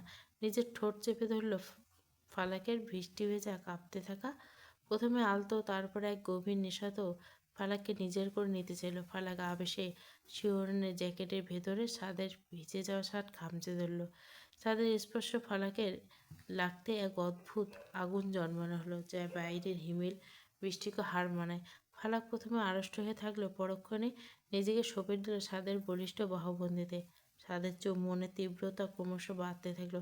শুধু ফালাক ঠোঁটে সীমাবদ্ধ রইল না, মুখ সরিয়ে ফালাকের ভেজা গলায় মাঝে ডুবিয়ে দিল। ছাদের তপ্ত নিঃশ্বাস ফালাকের সংবেদনশীল ত্বকে আছড়ে পড়তে ফালাক এক অস্ফুটস্বর আর্তনাদ করে ছাদের ঘাড়ে থমে। ছাদ আবার ফিরে এসে ফালাকের ঠোঁটে। এরপর বেশি দাবিদার আর তৃষ্ণার্ত। ফালাক নিচে আলতো করে নিজের দাঁত দিয়ে চেপে ধরল, আর সারা মৃদু ব্যথায় শিহরণে ফালাকের সারা শরীর ধনুকের মতো বেঁকে গেল। ফালাকের লম্বা ভেজা চুলগুলো থেকে বৃষ্টির জল গড়িয়ে ছাদের বুকের উপর পড়তে, কিন্তু ছাদের ভেতর তখন মরুভূমির মতো তৃষ্ণার্ত। ফালাকের কান থেকে গাল পর্যন্ত ছোট ছোট চুম্বনে ভরিয়ে দিল। ফালাকে আবেশে চোখ বুজে সাদরের কানের কাছে ফিসফিস করে কিছু বলতে যাবে, কিন্তু তার বদলে বেরিয়ে এলো শুধু একটা দীর্ঘ উত্তম নিঃশ্বাস। বাইরে বৃষ্টির দাপট। এদিকে সাদ ব্যস্ত, ফালাকের ঠোঁটে অমৃত ও সুধা পানে মগ্ন। বৃষ্টির প্রতিটি ফোঁটা যেন তাদের এই মিলনের সাক্ষী হয়েছে। কেটে গেছে কয়েকদিন। বাড়ির সবাই গ্রাম থেকে ফিরে এসেছে। স্বাদ আগের মতোই আছে। আবারও কয়েকদিন তার খোঁজ নেই। এসব এখন ফালাকের অভ্যাস হয়ে গেছে। বিকেলে ফালাক আর মুড়িয়া বের হয়েছিল শপিং শেষ করার পথে। মীরা বায়না করলো রিক্সা করে একটু ঘুরবে। ফালাক না করতে পারল না। বাড়ির গাড়িতে গেল না। খোলা হওয়ায় রিক্সা চড়ে যখন তারা কিছুটা নিরিবিলি করে পার হচ্ছিল তখনই আপদগুলো জুটল। 3-4টে বখাটে ছেলে বাইক নিয়ে রিক্সায় পিছু নিল। প্রথমে শীষ দেওয়া, তারপর কুরুচি বক্তব্য। মীরার আগে ফুসছিল। রিক্সা মোড় ঘুরতে একটে বাইক গতিরোধ থামিয়ে দিল।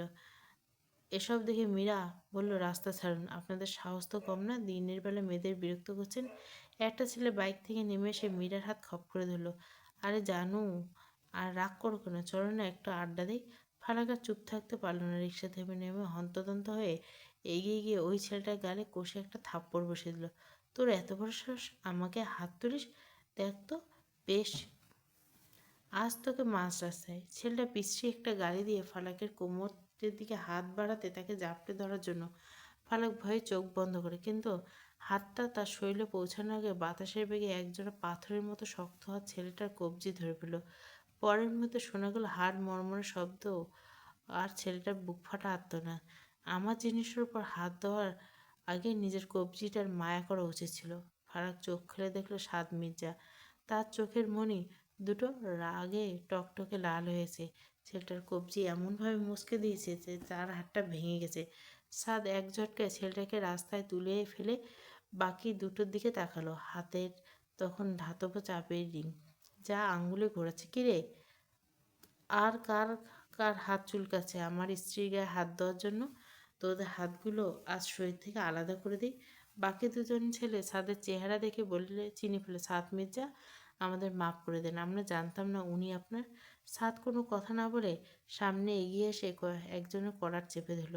এরপর মেরে রক্তাক্ত করে ফেলে। সাদের এই রূপটা ফালাক আগে কখনো দেখেনি। এটা সাদ পকেট থেকে একটা রুমাল বের করে হাত মুছল, যেন কোনো আবর্জনা পরিষ্কার করলো। তারপর ফালাকের দিকে ঘুরিয়ে দাঁড়ায়।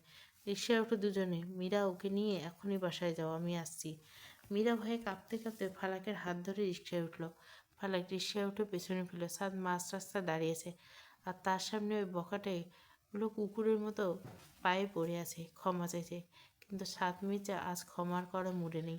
ফালাক ঘর গোছাচ্ছিল, ঠিক তখনই ধুলোবুড়ির মাঝে পড়ে থাকা একটা পুরনো অ্যালবামের ভাঁজ থেকে ছবিটা বেরিয়ে এলো। ছবিটা হাতে নিয়ে ফালাকের চোখ আটকে গেল। ছবিটা নিয়ে ফালাক অনেকক্ষণ ভাবলো। কৌতূহল সামলাতে না পারে সোজা চলে যায় আয়ানের কাছে। আয়ান তখন নিজের রুমে ল্যাপটপে কাজ করলো। আয়ান ভাইয়া, একটু কথা ছিল। আয়ান ল্যাপটপ থেকে মাথা তুলে হাসলো। বলুন ভাবি, কী ব্যাপার? ফালাক দ্বিধা কাটিয়ে ছবিটা আয়ানের সামনে এগিয়ে দিল। ভাইয়া, আমাকে সত্যি করে একটি জিনিস বলেন। আমি অতীত সম্পর্কে জানতে চাই। এই ছবিটা, এটা কবেকার? ছবিতে দেখা যাচ্ছে জাঁকজমক স্টেজ, রঙিন আলোয় খেলা, যেখানে গিটার হাতে দাঁড়িয়ে মাইক্রোফোন সামনে এক তরুণ, পরনে কালো টি শার্ট, গায়ে গলায় একটা চেন, আর চোখে তীব্র চাহনি, ঠিক যেমন একটা অশান্ত জ্বর। এটা স্বাদ, কিন্তু এই স্বাদের সাথে ফালাকের চেহারা কিন্তু স্বাদের কোনো মিল নেই। যেন স্বাদ প্রাণবন্ত, উদ্দাম, অদ্ভুত এক মায়া ঘেরা। ছবিটা দেখার মাত্র আয়নের মুখে হাসি মিলিয়ে গেল। কিছুক্ষণ স্তব্ধ হয়ে ছবিটার দিকে তাকিয়ে রইল, যেন স্মৃতির পাতায় কয়েক বছর পিছিয়ে গেল। আয়ন একটা দীর্ঘশ্বাস ফেলে বলল, ভাবি, এটা কোথায় পেলেন আপনি? ভাইয়া তো অতীতটাকে অনেক আগে কবর দিয়ে দিয়েছে। আয়ন ভাইয়া বলুন, আমাকে বলুন প্লিজ, আমি জানতে চাই। আমার বয়স তখন 16, আর ভাইয়ের বয়স 20 কি 21 বছর, টকবকে যুবক। আয়ন বলতে শুরু করলো, জানেন ভাবি, ভাইয়া তখন একটা ব্যান্ডের লিড ভোকাল ছিল। ভাইয়া, আবির, ফয়সাল, রনি, ওরা 4জন ছিল অভিন্ন বন্ধু। একটা সময় এই পুরো এলাকা ওদের দাপটে ছিল। কেউ ওদের মুখের উপর কথা বলার সাহস পেত না। ভাইয়া গান যেমন পাগল, আবার মেজাজও ছিল আগুনের মতো হিংস্র, কিন্তু আব্বু এগুলো একদম পছন্দ করতো না। আয়ন ফারাকের দিকে তাকিয়ে বলতে শুনল, বড় আব্বু ছিল খুব নীতিবান মানুষ। তিনি চাইতেন ভাইয়া ওনার মতো ডিসিপ্লিন হোক, কিন্তু ভাইয়া তখন রাজনীতির সাথে জড়িয়ে পড়েছিল। এলাকা শাসন করতে ওরা 4 বন্ধু। আব্বু যখন দেখলেন ভাইয়ের কথা শুনছে না, তখন শুরু হলো চরম অশান্তি। আব্বু ভাইয়ের সাথে খুব খারাপ ব্যবহার করতে শুরু করলো। শেষমেশ ভাইয়ের পড়াশোনা, হাত খরচের সব টাকা বন্ধ করে দিল। ভাইয়া তখন পরিবারের সাথে একটা দূরত্ব তৈরি করে নিয়েছিল, একগুঁয়ে, জেদি আর হিংস্র হয়ে উঠছিল। আয়ান থামলো। ফালাক লক্ষ্য করলো আয়ানের চোখে এক ধরনের বিষণ্ণতা। ছবি সেই হাসি মুখটা, গিটার হাতে ছেলেটা আজ কিভাবে যেন এক পাথরের মতো মানুষে পরিণত হলো, সেটা ভেবে ফালাকের বুকের ভেতরটা হু হু করে কেঁপে উঠল। আয়নের কণ্ঠস্বর আরো ভারী হয়ে উঠল। জানলার বাইরে তাকিয়ে এক দীর্ঘশ্বাস ছাড়ল। যেন এক বিভীষিকাময় দিনগুলো আবার যেন চোখের সামনে উঠছে। ফালাক স্তব্ধ হয়ে শুনছে। অশান্তিটা চরমে পৌঁছল যেদিন খবর এলো ভাইয়া অপোজিট রাজনৈতিক পার্টির লোকেরা আক্রমণ করছে। খবরটা তখন মির্জা মঞ্জিলে পৌঁছায়। আমরা সবাই দিশেহারা। ভাইয়াকে যখন হসপিটালে নেওয়া হলো, ওরা সারা শরীর রক্তে ভেজা। আম্মু এই দৃশ্য দেখে জ্ঞান হারিয়েছিল। তারপর বেশ কয়েকদিন আম্মুর অবস্থা ছিল আশঙ্কাজনক। ফালাক নিজের অজান্তে শাড়ির আঁচলটা শক্ত করে চেপে দিল। আয়ন বলতে শুরু করলো। হাসপাতাল থেকে একটু সুস্থ হয়ে ফিরে ভাইয়া উন্মাদ হয়ে গেল। প্রতিশোধের নেশায় হিতাহিত জ্ঞান হারিয়ে পড়ল। সোজা গিয়ে ওই লোকদের মারত। কিন্তু গিয়ে শুনে যাকে সে খুঁজছে সে আগেই মারা গেছে। আর ঠিক সেই সুযোগটাই নিল ওর শত্রুরা। সেই মার্ডার কেসে ভাইয়া অ্যাকুয়ার্ড করা হলো। আসলে ওটা ছিল একটা বিশাল ট্রাপ। ভাইয়াকে ফাঁসানোর জন্য সাজানো হয়েছিল। আয়নের চোখ দুটো তখন লাল হয়ে গেছে। আব্বু ভেঙে পড়ল। মির্জা পরিবারের সম্মান ধুলোয় মিশে দেখে তিনি ভাইয়ের সাথে সব ধরনের সম্পর্ক ছিন্ন করলেন। কথা বলা তো দূর, ভাইয়ের ছায়া তিনি সহ্য করতে পারতেন না। আব্বু ঘৃণায় আর পরিবারের অবজ্ঞায় ভাইয়া ও জেদি হিংস্র করে তুলল। নিজের ভেতরে একটা দেওয়াল তুলে দিল। আর সেই একাকিত্ব থেকে বাঁচার জন্য ও এডিক্টেড হয়ে গেল। দিনের পর দিন ভাইয়া নিজেকে বন্দি রাখতো। কারোর সাথে কথা বলতো না, শুধু নেশার ঘরে পড়ে থাকতো। বড়বাবু ভাবলেন ভাইয়া শেষ হয়ে গেছে। আয়নের কথাগুলো যেন ফালাকের কানে বিঁধল। আয়ন একটু থামলো, তারপর আবার বলতে শুরু করলো। বাড়ির পরিস্থিতি তখন এক পর্যায়ে পৌঁছেছিল ভাইয়াকে এখানে রাখা মানে ছিল মৃত্যু পরোয়ানা করা। পুলিশ ঝামেলা আর এই অন্ধকার জগৎ থেকে ওকে বের করার জন্য আম্মু আব্বুকে রাজি করলেন। শেষে আব্বু, মেজো চাচি আর ছোট চাচি মিলে এক প্রকার জোর করে ভাইয়াকে লন্ডনে পাঠিয়ে দিলেন। লন্ডন যাওয়ার সময় একটাই কথা বলে গেছিল, মির্জা মঞ্জিলের স্বাদ আজ মরে গেল, ফিরবে অন্য কেউ।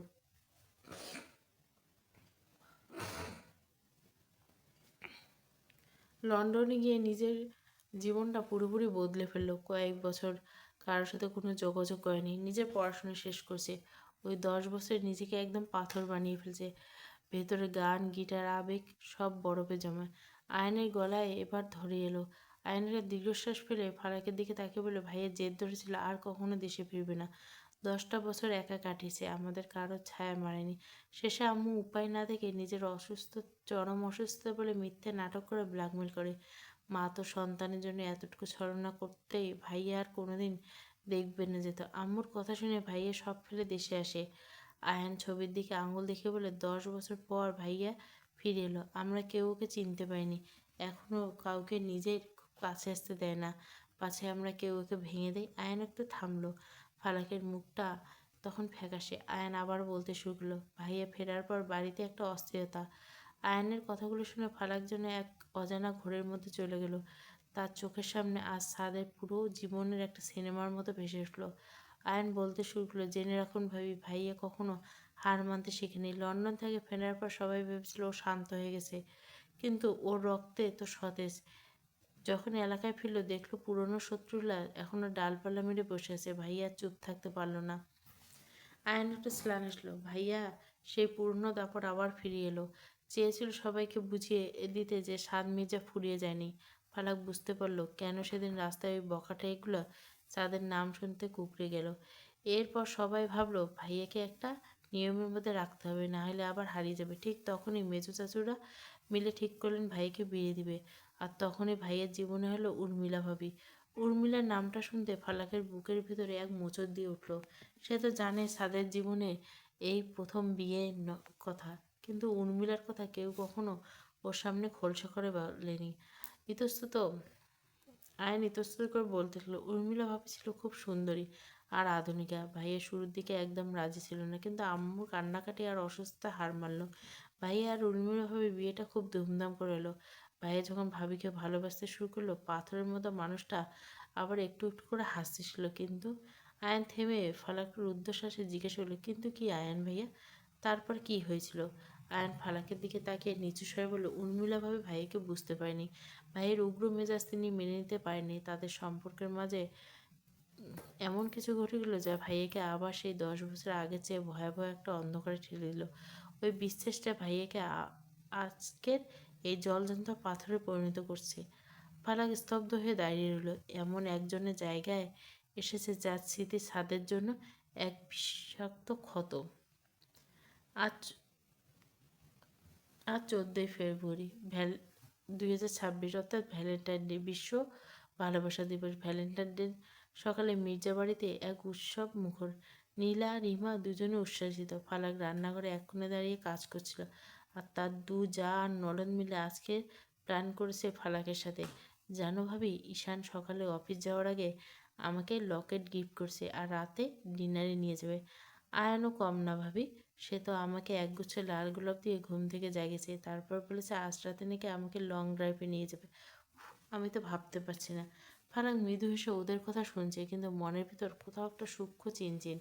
তার স্বামী সাত মির্জা, যে মানুষটা পাথর আর গাম্ভীর্য চাদরে ঢেকে আছে, তার কাছে তো ভ্যালেন্টাইন ডে উইশ পাওয়া তো দূরের কথা, একটা স্বাভাবিক কথাও যেন অনেক দূরে।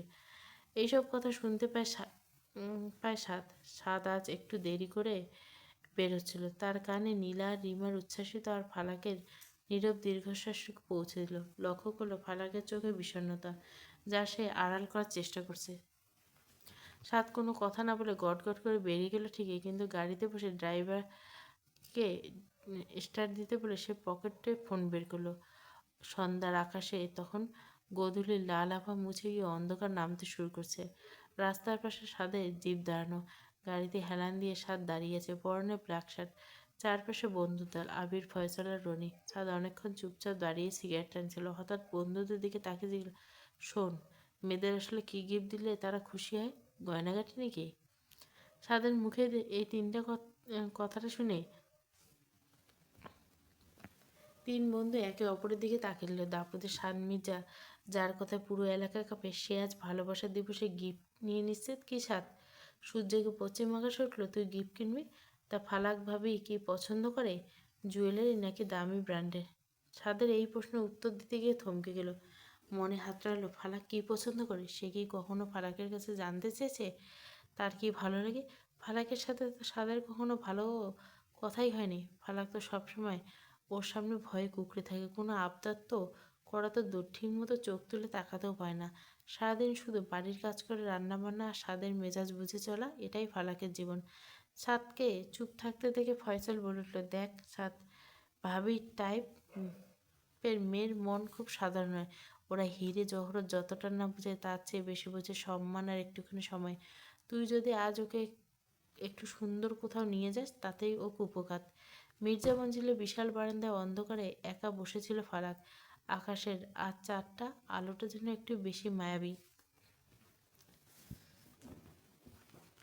সাদ রুমে ঢুকে চারপাশটা একবার দেখলো, বিছানা গোছানো, কিন্তু ফালাক কোথাও নেই। সাদ হঠাৎ নিজের অজান্তে একটু উঁচু গলায় ডাক দিয়ে বসলো, ফালাক। বারান্দায় বসে থাকা ফারাক মুহূর্তের জন্য জমে গেল। আজ পর্যন্ত সাদ তাকে শুধু এই শোন বলে ডেকেছে, কিন্তু একদম সরাসরি কথাও শুরু করছে। এই প্রথম তার নামে সাদের কণ্ঠে ঝঙ্কিত হলো। ফালাকের মনে হলো তার নামটা বুঝি এত সুন্দর কোনো কালে ছিল না। আর এক মুহূর্ত দেরি না করে বারান্দা থেকে উঠে দ্রুত রুমে এসে দাঁড়ালো। ছাদের সামনে আসতে দেখলো ছাদ তার দিকে এক দৃষ্টিতে তাকিয়েছে। ছাদের হাতে একটা ছোট্ট কাগজের টুকরো। ছাদ একটু ইতস্তত করে প্যাকেটটা ফালাকের দিকে বাড়িয়ে দিল, নিয়ে ধর। ফালাক অবাক হয়ে কাঁপা কাঁপা হাতে প্যাকেটটা নিল। খুলতে একরাশ মিষ্টি গন্ধে ঘরটা ভরে গেল।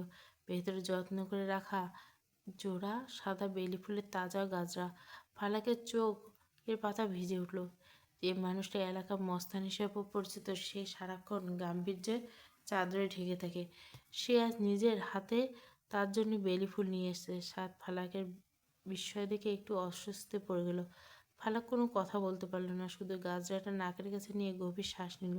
সাত বিস্ময় নিয়ে ফালাকের দিকে তাকিয়েছিল। দেখুন, ফালাক বেবি ফুলের গাজরাটা হাতে নিয়ে এমনভাবে তাকিয়েছে যেন পৃথিবীর সবচেয়ে বড় গুপ্তধন পেয়েছে। তার চোখ দুটো চিকচিক করছে, তার মুখে এক স্বর্গীয় তৃপ্তি। সাত মনে মনে বলল, অদ্ভুত তো মেয়েটা, আমি ভেবেছিলাম মেয়েরা বুঝি শুধু দামি ব্র্যান্ডের শাড়ি গহনা পেলে খুশি হয়, অথচ এই সামান্য কয়েকটা টাকার জোড়া ফুলের গাঁজরা পেয়ে ও এভাবে হাসছে। সাদের মনে পড়ে গেল ফেরার পথে সেই দৃশ্যটা। সিগন্যালে যখন গাড়িটা থামলো, একটা ছোট্ট ছেলে জানালার কাছে এসে বারবার বলছিল, ও ভাই, আজ ভালোবাসার দিন, ভাবির লেগে এই বেলি ফুলের মালাটা নিয়ে যান, খুব খুশি হব।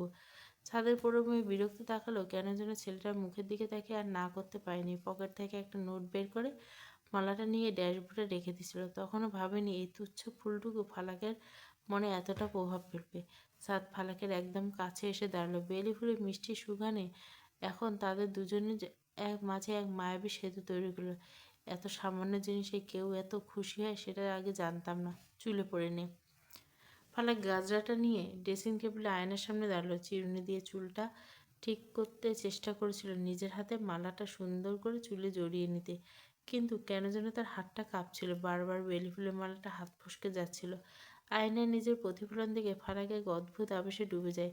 স্যার দাঁড়িয়ে ফালাকের এই ব্যর্থ চেষ্টাটুকু দেখছিল। ধীর পায়ে এগিয়ে এলো ফালাকের পিছনে। ফালাক আয়নার দিকে তাকাতাই সাদ একদম তার পিঠে ঘেঁষে দাঁড়িয়েছে। মুহূর্তে ফালাকের নিঃশ্বাস বন্ধ হয়ে আসার উপক্রম। সাদ কোনো কথা না বলে ফালাকের হাত থেকে খুব আলতো করে ফুলের মালাটা নিল। সাদের লম্বা ও শক্ত আঙ্গুলগুলো যখন ফালাকের ঘাড়ের কাছে অবদ্ধ চুলে সরালো, তখন ফালাকের সারা শরীর এক তীব্র শিহরণ বয়ে গেল। সাদা খুব নিপুণভাবে ফালাকের খোপার চারপাশে বেলি ফুলের গাজরাটা জড়িয়ে নিল। সাদের হাতের ছোঁয়া ফালাকের ত্বকে লাগতে তার মনে হলো এখনই জ্ঞান হারাবে। সাদের গরম নিঃশ্বাস ফালাকের কানে লাগতে সে চোখ বন্ধ করে ফেলল।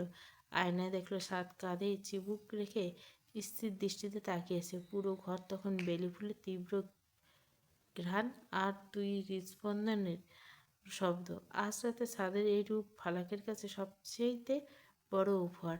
ফালাকের বয়সের সন্ধিক্ষণে আজ মনটা কাচের মতো স্বচ্ছ আর আবেগে টইটুম্বুর। সদ্য কৌশল পেরিয়ে যৌবনে পা দেওয়া এই মেয়েটাই এতদিন কেবল সাদের গাম্ভীর্য ও দাপট দেখে এসেছে।